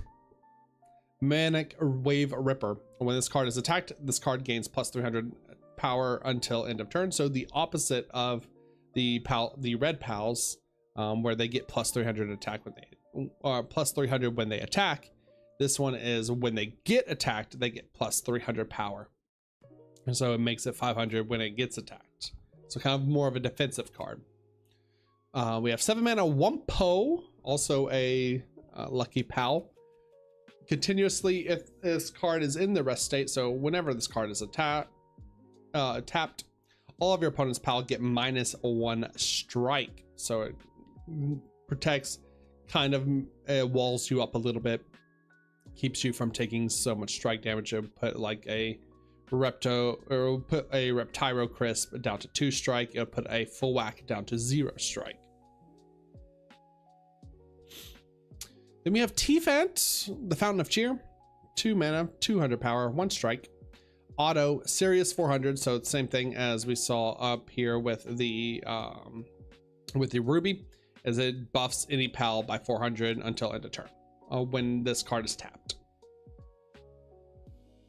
We have Mao Christ, Harbinger of Riches, 3 mana. When this card is assigned to a farming structure, you draw a card. Then we have 3 mana Celeray, Loop de Loop. 3 mana on attack, you draw a card, choose a card from your hand, and discard it. 400 power, 1 strike. Then we have our Vanilla Serpent, Swift Swimmer. It's just a 4 mana, 4 cost, 700 power, 2 strike. And then the Cryo Links we talked about earlier is 6. It has the interruptibility where you can discard this card, pay 1 mana to stop an attack, or you can discard this card and discard another card from your hand to stop an attack. The structures for the blue are all kind of around itself. You have Antique Curtain, Antique Dresser, Antique Mirror. Auto on deploy, choose up to X of your opponent's pals to return them to their hand. X is equal to the number of different cards among structures with antique in their card name. For example, if you currently control a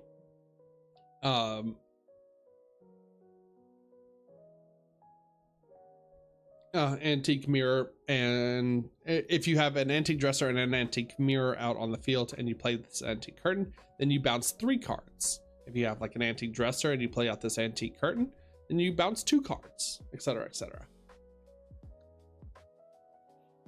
We have antique dresser. Once per turn, you can discard a card from your hand, declare 1 card name, choose all of your cards, and they get that declared card name in addition until end of turn. Interesting. Discard X cards from your hand, choose X of your pals, and they get plus 1,000 power, or sorry, plus 1,000 power plus 1 strike until end of turn. We have Antique Mirror, which is just 1 mana auto on deploy, draw a card. Hot Spring Act, once per turn, you assign a pal, so you just tap a pal to assign them to the Hot Spring. Choose up to 2. Sorry, it's like getting blurry. I think that's 6. Yeah, 6 cost or less pals. And rest them. Those do not stand during your opponent's stand phase, so it rests 2 pals, taps 2 pals for 2 turns. We did the mirror, and then we have Sphere Workbench Act. Once per turn, assign 1 pal, so tap a pal, draw 2 cards, choose 1 card from your hand, and discard it. So loot, so draw 2, discard 1. Okay,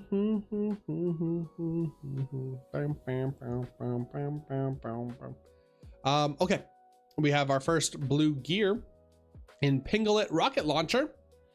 Rest this card, then so you tap this card, choose one PAL, and it gets plus 200 attack until end of turn. Then if its main name is Pinglet, and instead gets plus 500 attack and the skill in parentheses. So if it's a normal PAL, any other PAL that's not Pinglet, it gets plus 200 attack. If you tap it and choose a Pinglet, then you get 500 attack, and it gains choose all of your opponent's PAL, and they get X damage, where X equal to this card's power. So if you assign a Pinglet, it would get 500 attack, and so Pinglet's already 600, so it would bump it up to 1100, and then it has the ability to rest the Pinglet. The Pinglet has the ability to rest itself, choose all of your opponent's PALs, and deal 1100 damage to all of the opponent's PALs. So very strong little board wipe there, potentially. You have Grappling Gun, 5 mana, rest this card, so tap this card, choose one PAL, and it gets plus 200, and the skill is Vigilance, so at the end of your turn, stand this card. So if you would choose a PAL, gets plus 200 power, you attack with it. So let's say we attack with the T-Fant. It would get plus 200 power and go up to 400. And then at the end of the turn, it restands, it untaps itself, so it can't be attacked back. Then we have the first event for blue. It is a Victor Strategy. This is another one of those modal cards that each color gets.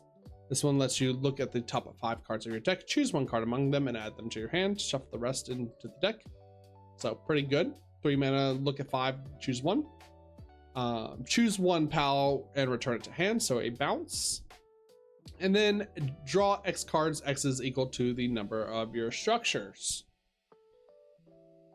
So it could be potentially like draw, like if you have like antique mirrors out, draw like 3 cards. So not terrible, not bad. Then we have 4 mana PAL Sphere, draw 3 cards, pretty simple. And then we have 2 mana Aurora Guide, quick, so you can play this during your opponent's turn. Draw 1 card, choose up to 1 card from your hand, and put it on top of the deck. Because it's a quick, you can play it during your opponent's attack. So this lets you stack the top of your deck to hit a lucky PAL out of your hand. So say we have a Digtoise, this is a lucky PAL in our hand that we don't want to use, don't want to play. We can pay 2 mana, draw 1 card on their attack, and then choose that Digtoise in our hand, put it on top of our deck. So now we go to strike, we go to the damage check, we flip over that Digtoise, and there's no damage. So nice little defensive spell that also gets us a draw as well. Excuse me.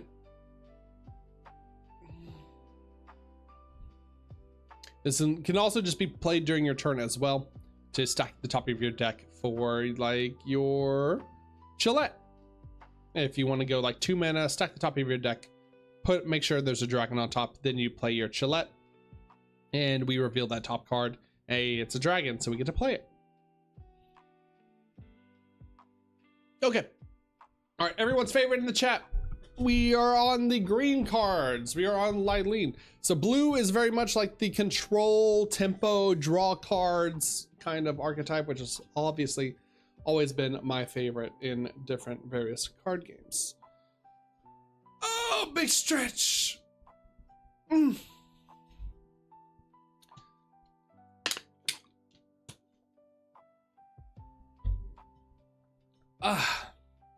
All right, everyone's favorite Lylene. God, this art is actually so gorgeous. I can't wait to see what we pull tomorrow. I'm so excited to see what we open tomorrow in our boxes.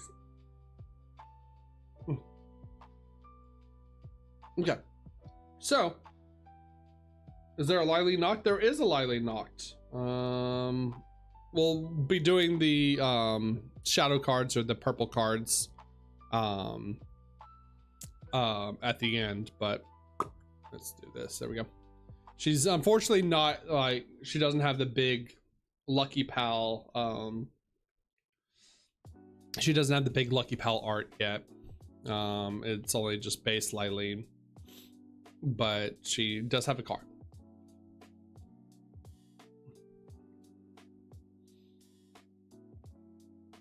And she's pretty strong. She's a big, like, 8-cost boss monster. So we'll get there in a second. All right. Green, grass, nature, beautiful, fairies, Lylene, blessing of the goddess. On deploy, you get 3 harvest. We'll talk, and then once per turn, you can act, consume 3 harvest. Look at the top 5 cards of your deck, choose up to 1 6 or less PAL from among them, and deploy it. Shuffle the rest of the cards with the deck.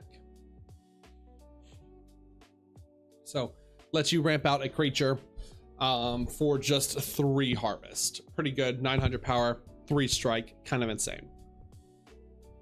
Lets you look at top 5 too, so like you have a good chance of hitting a big PAL from, a good PAL from this. What are the 6-cost PALs that we can hit with this? Well, let's find out. We have Dictois. Dictois is also a lucky PAL, 6 cost. So it can be hit off of the Lylene. Seismic Drill Back. If you have 10 or more souls, so if you have 10 or more mana, this card gains a plus 1,000 power, plus 1 strike, so it becomes a 1,900 power, 3 strike. This is the strongest attacking PAL in the game. Like, that's even stronger than the Jormuntide Ignis at 1,700. So very huge, very big, very beefy. Then you can, once per turn, consume 2 harvest. Until end of turn, this card gains plus 500 attack and the skill Breakthrough. When this card is when the opposing combat PAL is put into the graveyard during this card's attack, the opposing player is also dealt damage.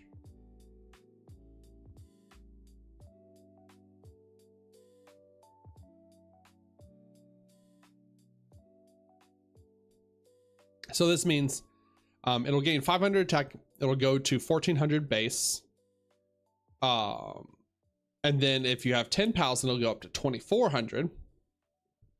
And with 3 strike. And then if this attacks and an opposing combat PAL is put into the graveyard, which basically I think is nothing, can get up to 2,400. During when this card attacks, then your opponent also takes the damage, or the player also takes the damage too. So it would take 3 strike damage as well. So pretty strong. We're basically kind of like Trample in Magic. We have Petalia, Sweet Blessings, on deploy. So this is also 6 mana, so this can be played out with the Lylene as well. On deploy, gain 1 life, choose 2 souls and stand them. So you gain a life. Again, you only have 10 life in the game. When you get to 0 life, you lose. And this untaps 2 of your souls, so it ramps you as well. So you gain a life and it untaps 2 souls. So it, like, if you play like Lylene, for example, for 7 mana, your Lylene hits your Petalia, you would gain a life, and then you would tap 2, untap 2, so you would have 2 souls to work with. Or if you have 10 mana, play out Lylene, so now you have 3 mana, you hit Petalia, untap 2 souls, now you have 5 mana. Very cute, very cool. I do like the art of it too, very gorgeous. Rush War, 2 mana, 200 power, 1 strike. When this card attacks a structure, it gains plus 800 until end of turn. Then we have Elizabeth, Queen of the Flower Garden, also a lucky PAL, so it's another card that you can build your decks around. This card gains plus 300 attack for each of your main name Bead Guard PALs. So if you have multiple B guards, we have B guard down here. Consume, then you can act, consume, harvest, one harvest. Look at the top card of your deck. And if it's a B guard pal, you may play it with its cost reduced by 2. If it's not, or it does not become 0 or less from this ability. So you have your Elizabeth out. You consume one harvest. Look at the top card of your deck. It's a B guard. We can play B guard for 1 mana at that point. And then you can have any number of cards with the same card name as this card into your deck. So you can have as many B guards as you want in your deck.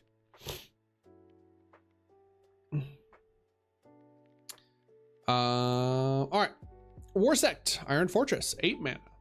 Taunt. Your opponent cannot attack other targets if this card with taunt can be attacked or be targeted for an attack. So you have to attack the War Sect if it's tapped, for example. If it's untapped, you can't attack the War Sect. It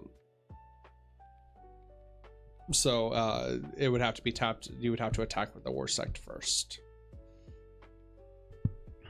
8 mana Valet, Bewitching Blossom. Attack once per turn. Discard 1 card from your hand.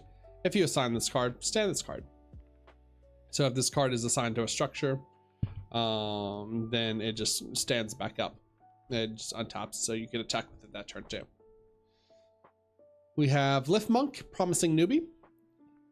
3 mana, 500 power, 1 strike, vanilla.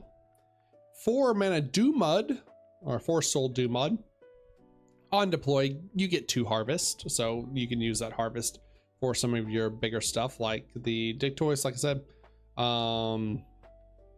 and the Lylene. When this card is assigned to a farming structure, increase your soul by 1 card in the rest state. So if you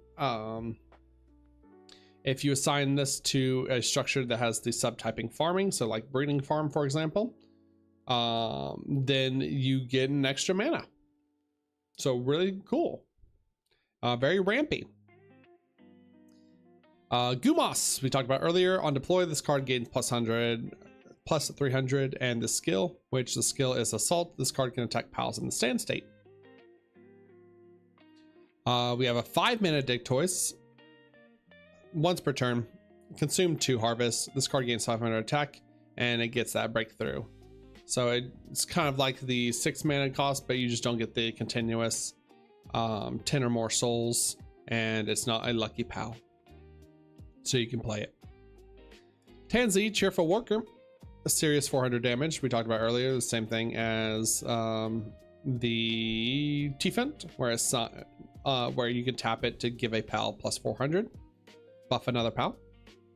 The B guard we talked about. On deploy, you also get a harvest, and if you have a farming structure, it gets plus 500 attack until end of turn.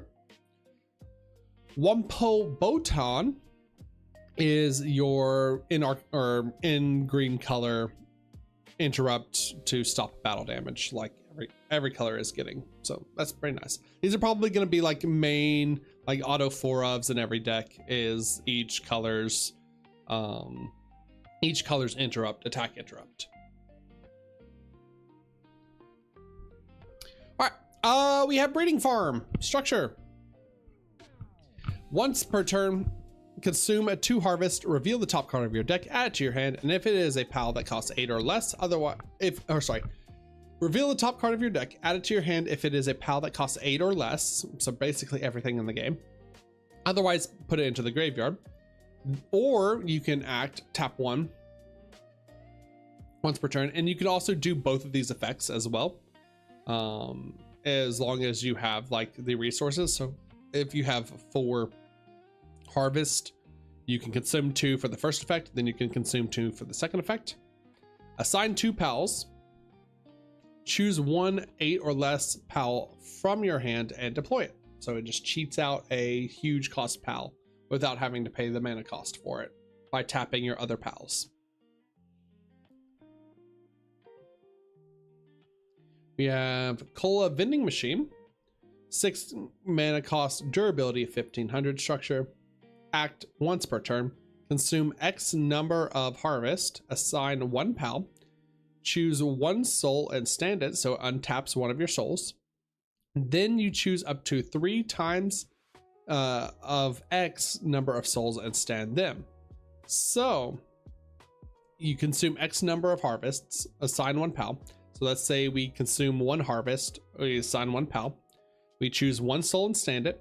Then choose up to 3 times of X. So we choose up to 3 more souls and stand it. So this basically gets you 4 souls back by consuming 1 harvest and tapping 1 PAL. So very huge rampy. Act once per turn, consume 1 harvest, increase your soul by 1 card in the rest state. If there were 10 or more souls before increasing, choose 2 souls and stand them. So this will ramp you by 1 soul tapped by consuming 1 harvest. Or if you already have 10 souls, it's not a useless card. It'll just untap 2 souls for you. We have Ranch. Once per turn, assign 1 PAL. Get either +3 harvest or +3 logging. And draw a card. Then you have no PALs beyond sign. Act once per turn. Assign 1 PAL. The PAL assigned to this card gets a skill in continuous taunt. So it just gives a PAL taunt. Then we have the 2 gears for the archetype. Dictoys Headband. 3 mana, rest this card, choose 1 PAL, gets +200 power until end of turn. If it's a Dictoys, you also get 2 harvest or 2 logging that you can use for your other stuff. You have a Farming Hat for 3 mana. Act, rest this card, so tap this card, choose 1 PAL. It gets +200 until end of turn, and you get 1 harvest. And again, you can use that harvest for like your other stuff, like for consuming your harvest. Okay, now we have another beautiful card. We have the event for green, the event PAL Tamer for green, and it's Lily's strategy. Choose one of the following. Choose all of your PALs and they get +1000 until end of turn. So a very big swing card to help clear your opponent's boards with your PALs. Or choose 1 structure or gear card and put it into the graveyard. So removes a structure, removes a gear. Kind of like the green enchantment and artifact removal of Magic. So very, very topical. And then the last one is increase your soul by 1 card in the rest state. So it just ramps you 1 mana. So really cool modal card. Really neat. It looks like green is going to be kind of like Magic, where it ramps very quickly into your big beefy creatures, but also has this underlying resource of harvest to also ramp you if need be, or cheat out your big beefy monsters like your Lylines and your Dictoyses and things like that. 2 mana, I found an egg. Look at the top 5 cards of your deck.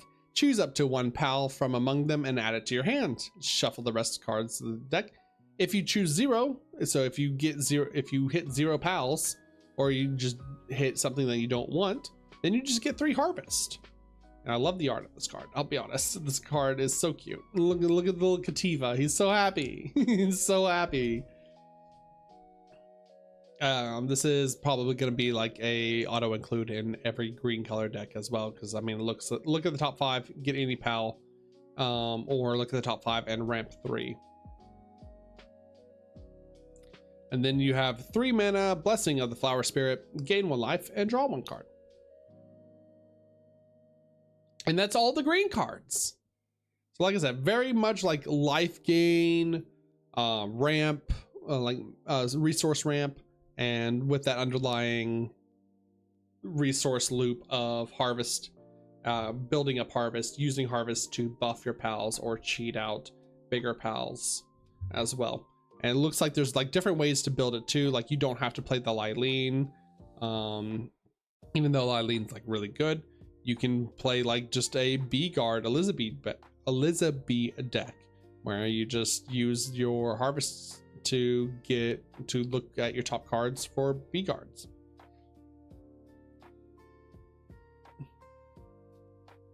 So very funny, very neat. And just play like B guard aggro. Okay, one more color to go. We have we have the darkness cards, the purple cards, the shadow cards, whatever you want to call them. Dark pals. This is also a like color that looks really gorgeous as well, and I love the art of some of these, like the Shadow Beak and the Catress look absolutely gorgeous. Like, hey, I want this Catress so badly. This Catress is so sick. All right, so we have first lucky pal is Hell Zephyr, Wings of the Moonless Night. Look at this art. Smile. Art is insane. Art is crazy. Art is cool. And this is like the max rarity of it. I love the like border cracking of it as well. Really sick. Okay, so a lot of these cards have the effect Nocturnal, which basically means they get an additional effect if it is night, and some of these cards make the game state night. It doesn't like affect anything on the field outside of the dark cards, but if you're playing against someone who's also playing dark pals and they also have the night effects and you make it night, then they also get buffed as well because it is night for everybody. Okay, so we have Hell Zephyr, Wings of the Moonless Night. Continuous Nocturnal. If it is night, this card gains plus 300 attack. So if you make it night, or you use a card that makes it night, it becomes a 1000 power or 3 strike pal. Auto. When your Nocturnal pal is deployed, if it is night, choose up to 1 pal with cost less than or equal to that and put it into the graveyard. If you put 1 or more pals this way, if you put 1 or more pals this way at the end of that turn, rest this card. So if you play this card and it's night,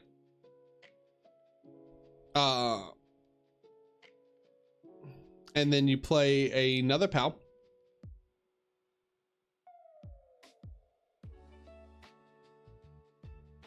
while it's still night. So let's play, let's say we play, what else has Nocturnal?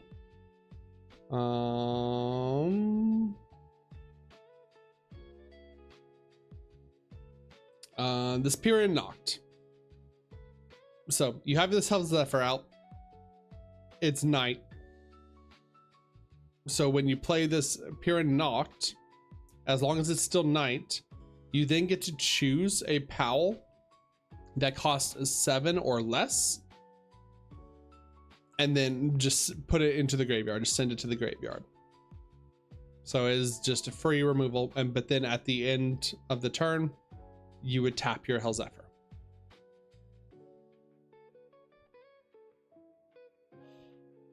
All right, we have Shadowbeak, Seed of Despair. The full art is awesome. Yeah, the full art of a Shadowbeak is gorgeous. Love this card as well. It's also a lucky pal. It is 1300 power, 3 strike. While this card is in the rest state, it is night. So as long as this card is tapped, it is night. If it is night, your pal's auto activates twice.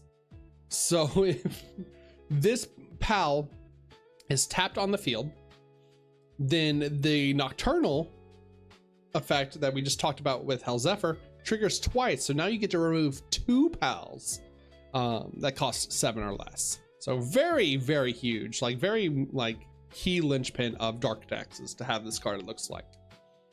And then auto as well. At the end of your turn, choose up to 1 pal. So this will trigger twice as well, as long as it is night.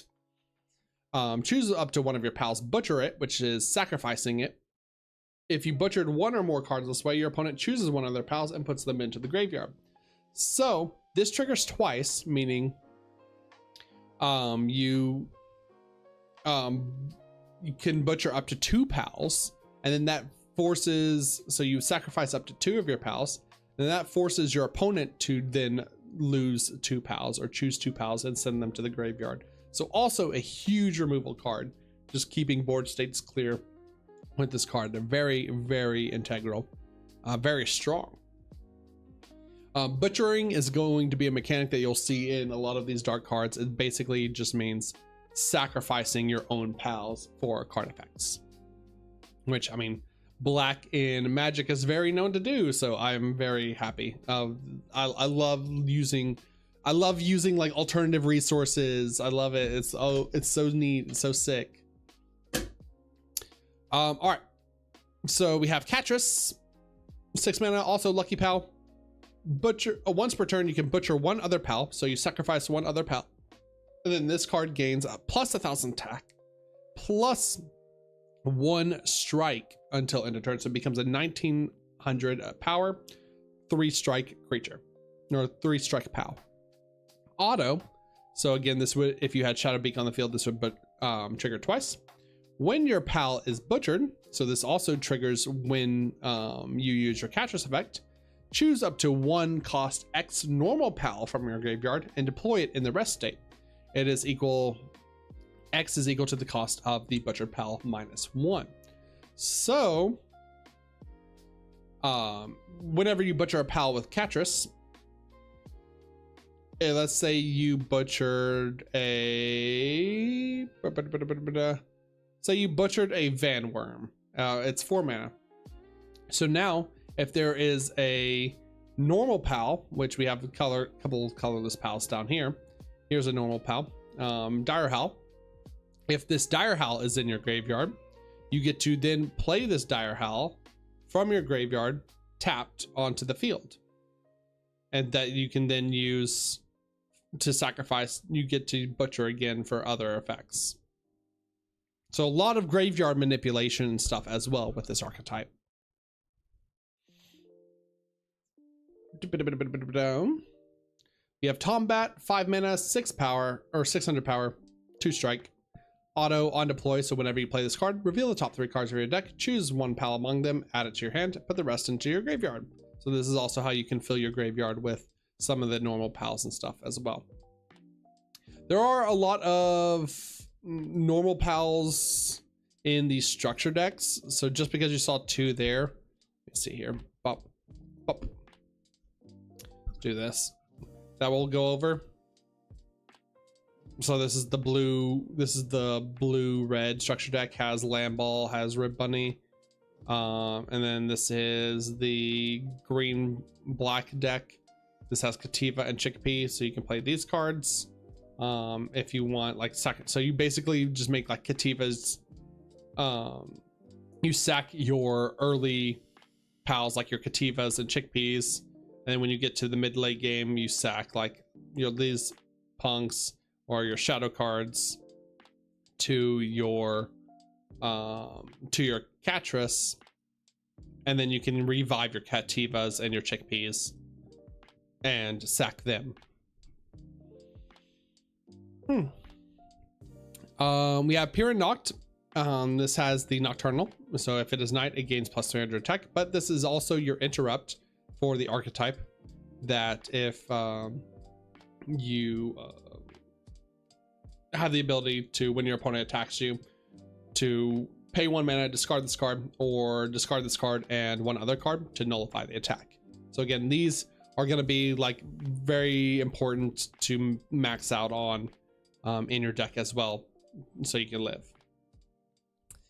All right, Lively Noct. This card is very strong too. This is 8 mana, 1700 power, 3 strike.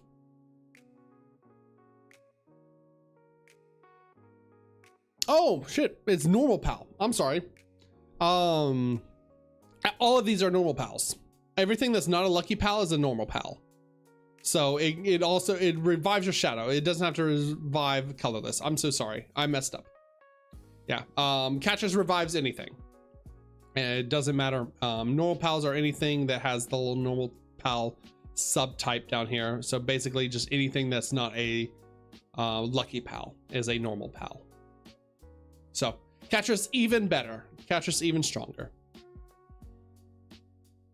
All right, Lightly Knocked, 8 mana, 1700 power, 3 strike, normal PAL, act, rest this card, so you get to tap this card, discard 1 card from your hand, choose 1 PAL of 6 cost or less from your graveyard, and play it.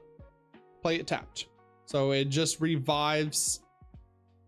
It just revives any PAL that costs 6 or less. Plays it and plays it rest. So kind of like her ability in Palworld as well, where she heals your team by like 85%. Kind of crazy. Cool little shout out there. We have Depresso, the Late Night Hustler. Continuous if it's nocturnal. It has double nocturnal, so if it is night, this card gains plus 200 attack twice. So as long as it's night, this is a 700 power, 2 cost, 1 strike PAL, as long as it is night.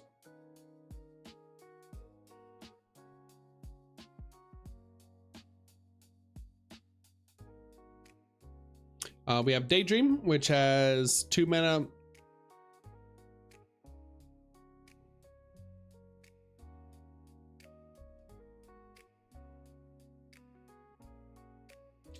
We have Daydream. It has 2 mana. If it is night, this card gains plus 300 attack. So it becomes a 500, 1 strike. We have Lavender, the Heart Stealer. Auto on attack, discard a card from your hand, and if you discarded a card this way, gain 1 life. So discard a card, gain 1 life, a little bit of healing in dark as well. We have another Daydream Deep Slumber this time, 400, 3 mana, plus 300 attack when it's night. Vanworm, 4 mana, 6 power, or 600 power. Auto on deploy, so whenever you play this card, choose up to 1 PAL. It gets minus 300 until end of turn. We have another Lucky PAL, Menacing, Darkness Dwelling Scorpion, 5 mana, or 5 souls, 700 power, 2 strike. Retaliate, when this card is put into the graveyard during battle, put the opposing combat PAL into the graveyard. So basically it has Death Touch on it. If you play Magic the Gathering, if something attacks and you block with Menacing, both PALs will automatically just go to the graveyard. So nice little blocker there. Or they block with something, it automatically goes to the graveyard. When this card is put into the graveyard, choose up to 1 normal PAL from your graveyard and return it to your hand. So it also gets to just bounce any of your other normal PALs back to your hand. So you get a little bit of value, you get to return any one of your PALs back to your hand. We have Maraith, Twilight Messenger. While this card is in the rest state, it is night. So if this card is tapped, it is night. If it is night, all of your opponent's PALs get minus 200 power. So very strong. Weakens your opponent's PALs and makes it night to strengthen your PALs. So definitely a very like nocturnal night based build in this deck as well. It looks pretty sick to kind of build around and play around. We have Nox the Silent One, 500 power, 1 strike. This is a vanilla.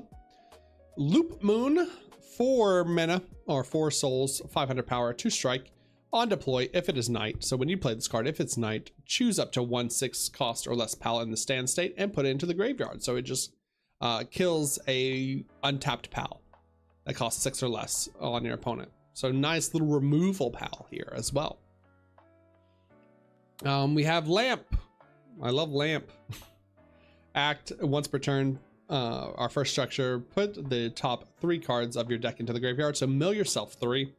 It becomes night until the end of the opponent's next turn. So instant way to make it night without having to have the PALs out on the field. Continuous, all your PALs get the skill Nocturnal. So it gives all your PALs Nocturnal as well.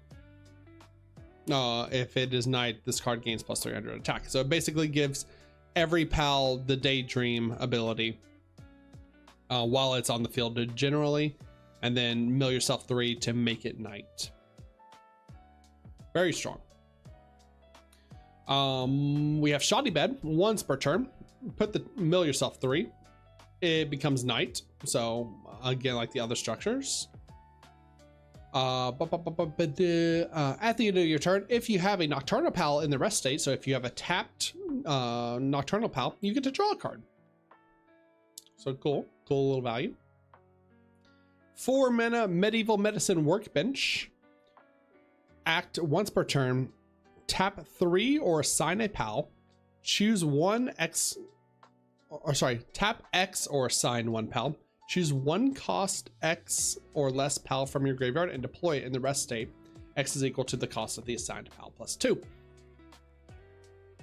So if you assign a Loop Moon to your Medieval Medicine Workbench, you then get to oh,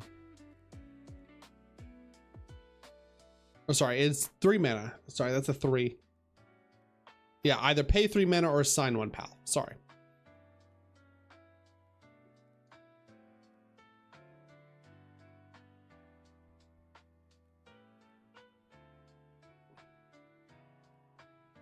Sorry. Let's try this again. I had to reread it a couple of times to make sure I understood. So, act once per turn. You get to pay 3 mana and assign 1 PAL. Choose one X cost or less PAL from your graveyard and deploy it in the rest state. X is equal to the cost of the assigned PAL. So you pay 3 mana, then you assign a PAL. So we pay 3 mana, let's assign a Nox. That means now we can revive or bring a PAL that costs 5 or less back from the graveyard. So we can bring back a Menacing rested. Pretty good. Pretty sick.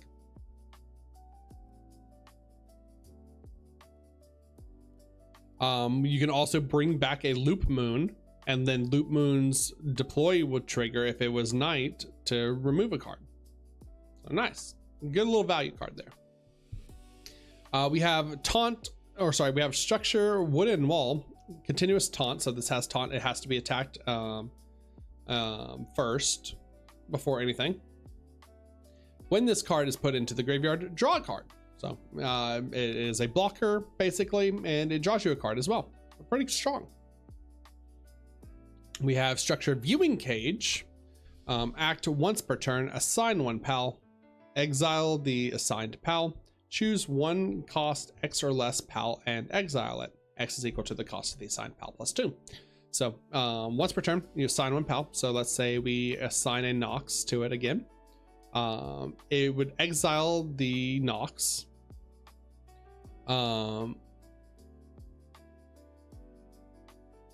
You can exile the Nox. Or sorry. Yeah, you assign the Nox, exile the Nox, and now we get to choose a PAL, any PAL on the field that costs 5 or less, and exile it. So if they have a Lovander, we can exile their Lovander. When this card leaves the base, return all of the PALs exiled by this card. So if someone attacks the structure, destroys the structure, both cards come back. All right, we have our first gear of the archetype, or of the color. Meat Cleaver. Act, rest this card. Butcher 1 PAL, so sack a PAL. Tap this card, sack a PAL. Reveal the top 3 cards of your deck. Choose 1 card from among them, add it to your hand, and put the remaining cards into the graveyard. So mill 2, add 1 card of those 3 cards to your hand by sacking a PAL. We have Daydream's Necklace. Gear. On deploy, choose up to 1 main name Daydream PAL from your hand and deploy it. So for 3 mana, just lets you play a Daydream for free. Pretty strong. Also, act, rest this card. Choose 1 PAL and it gets plus 200 until end of turn. It becomes night until the end of opponent's next turn. So makes it night, so it pumps your Daydreams. So let's say you play this out, play out a Daydream. Let's see, we play out this Daydream here. So you can then rest this card after you play it. Choose your Daydream. It gets plus 200 attack, so it becomes a 600. Then it gains another plus 300 attack because it becomes night.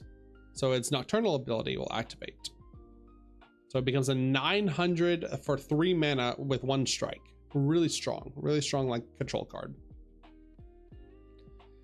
We have the event for Dark. It's Zoe's Strategy, my favorite. Actually beautiful, actually cute. Look, you're on a little like juice date with her. Choose one of the following. Choose up to 5 of your opponent's logging, or harvest in total, and your opponent loses them. So if you're playing against like a green deck that we went over earlier, and they are just building up resources, they're building up logging, building up harvesting to use for their dig toys or their Lylene, you can get rid of them with this card.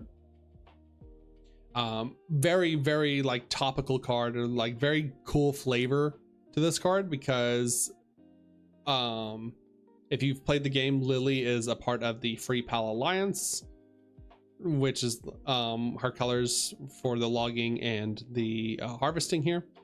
And Zoe is part of the Syndicate, and they're at war, they're at odds with each other in the game. So very cool, very cool, very neat. I do love that flavor. The other modes on this are also super strong.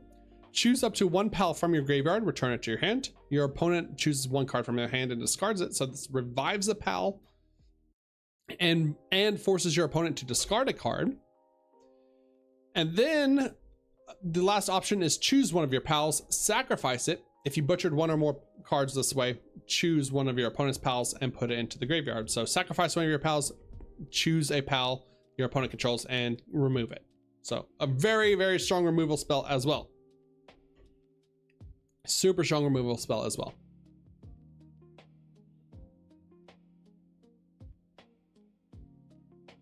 All right, we have 3 mana. This is a quick, so this can be played during your opponent's attack. Also could just be played during your turn as well. Event Dark Cannon. Quick, choose one 5 cost or less pal and put it into the graveyard. So just instant removal for the color. And then 5 mana Black Marketeer. Choose up to 2 pals without interrupt, so it can't be your pals that discard themselves to block an attack, to stop, to nullify an attack. Choose up to 2 pals without interrupt from your graveyard, return them to your hand. It becomes night. So just add 2 pals back from your graveyard, it makes it night. And then we have a couple of generic cards, colorless cards. We have Elphadram, Gentle Radiance, 4 mana. It's a dragon, so it can be played off of that Chillette that we talked about earlier. Auto, on attack, you may reveal 1 card in your hand. If you revealed a Dragon Pal this way, this card gains 500 attack until end of turn. So on attack, it can become an 1100 with 2 strike if you reveal a Pal, or reveal a Dragon Pal. We have a vanilla Dire Howl here with 3 mana, 500 power. Just 1 strike, a little generic normal Pal that you can play if you need to fill out your deck. Then we have 2 mana, The Adventure Begins. Event. If you have not played any other cards during this game, you draw 2 cards. So if you played this as your first card in the entire game, you get to draw 2 cards. Then also, if you have 3 or more pals with My First in their different card names, choose all of your pals and they get plus 1,000 attack, plus 500, or sorry, plus 5 strike until end of turn. So if you have 3 pals on your field with different card names, so if you have, I believe it's Kativa, Landball, and Chickpea on your field, they all gain 1,000 attack and they all gain plus 5 strikes. So it's like could be a finisher card as well. Very like funny way of winning the game by killing someone with the Kativa, or killing someone with a Landball, killing someone with Chickpea, which are like the weaker beginner pals. So very, very cute. I do like that a lot. Yeah, and that's all the cards in the base, the first booster pack for Dawn of Palpagosa. It's 161 cards, including the alternate arts here for the other pals, for the lucky pals. That was a lot of talking. We'll go over the structure deck probably tomorrow when we open up the structure deck, because it's a lot of more cards. There's like 50 some cards in here, or 50 in each, but you do get in the structure deck 3 copies of 3 copies of like your mainstay cards, including like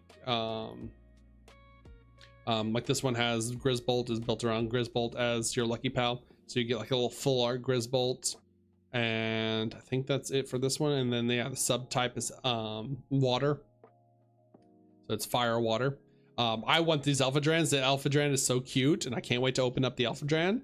Alpha Dran is 6 mana dragon. Draw 2 cards. Choose a card from your hand. Put it on top of the deck. So stack your deck as well. Can be very strong. And then you have the there's the chickpea for the My First Pal. And then you have a dark grass deck here that has Astagon, one of my favorite pals. And there's Don Awesome there too as interrupt. It's very cool.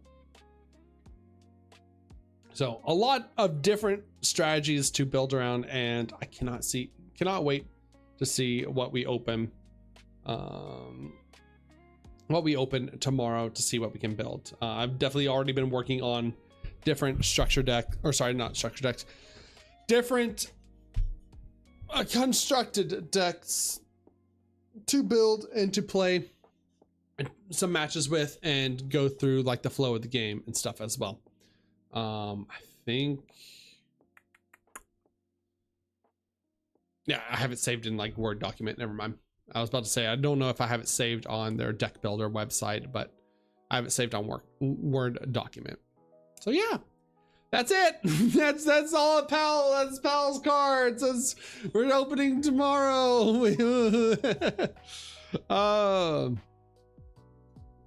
Opening Pal stuff tomorrow. So if you yippee, like I said, I will go more into, I'll be able to better explain tomorrow.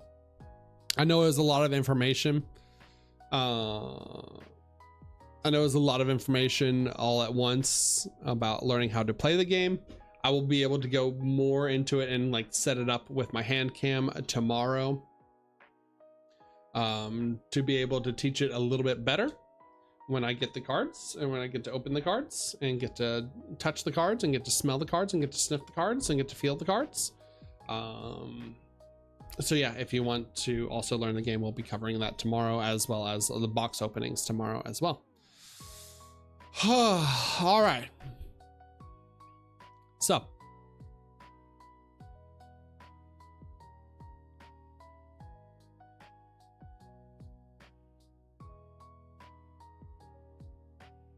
a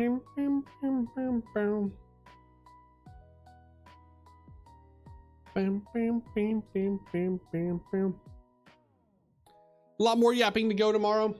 A lot more yapping to talk about. A lot more Power World to talk about tomorrow. That's probably it for.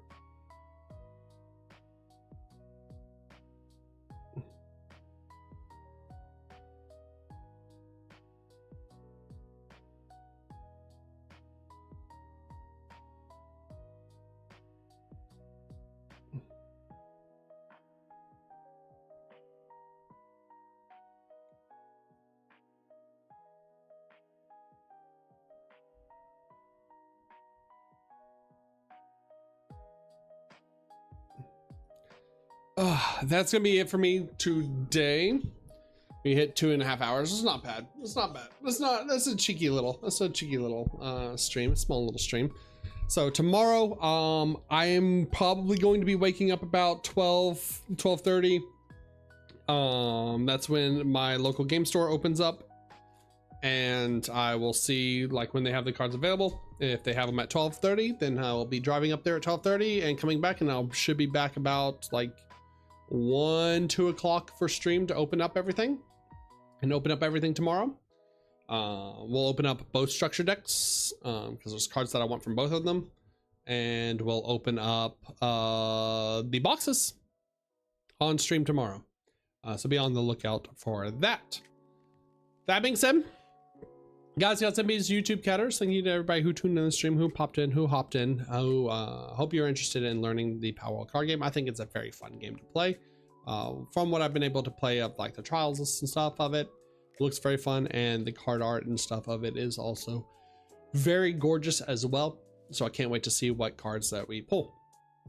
But yeah, That being said, I hope you all have a fantastic Wednesday afternoon, Wednesday evening, Wednesday night, Thursday morning, and I will see y'all tomorrow for the official release of Palworld.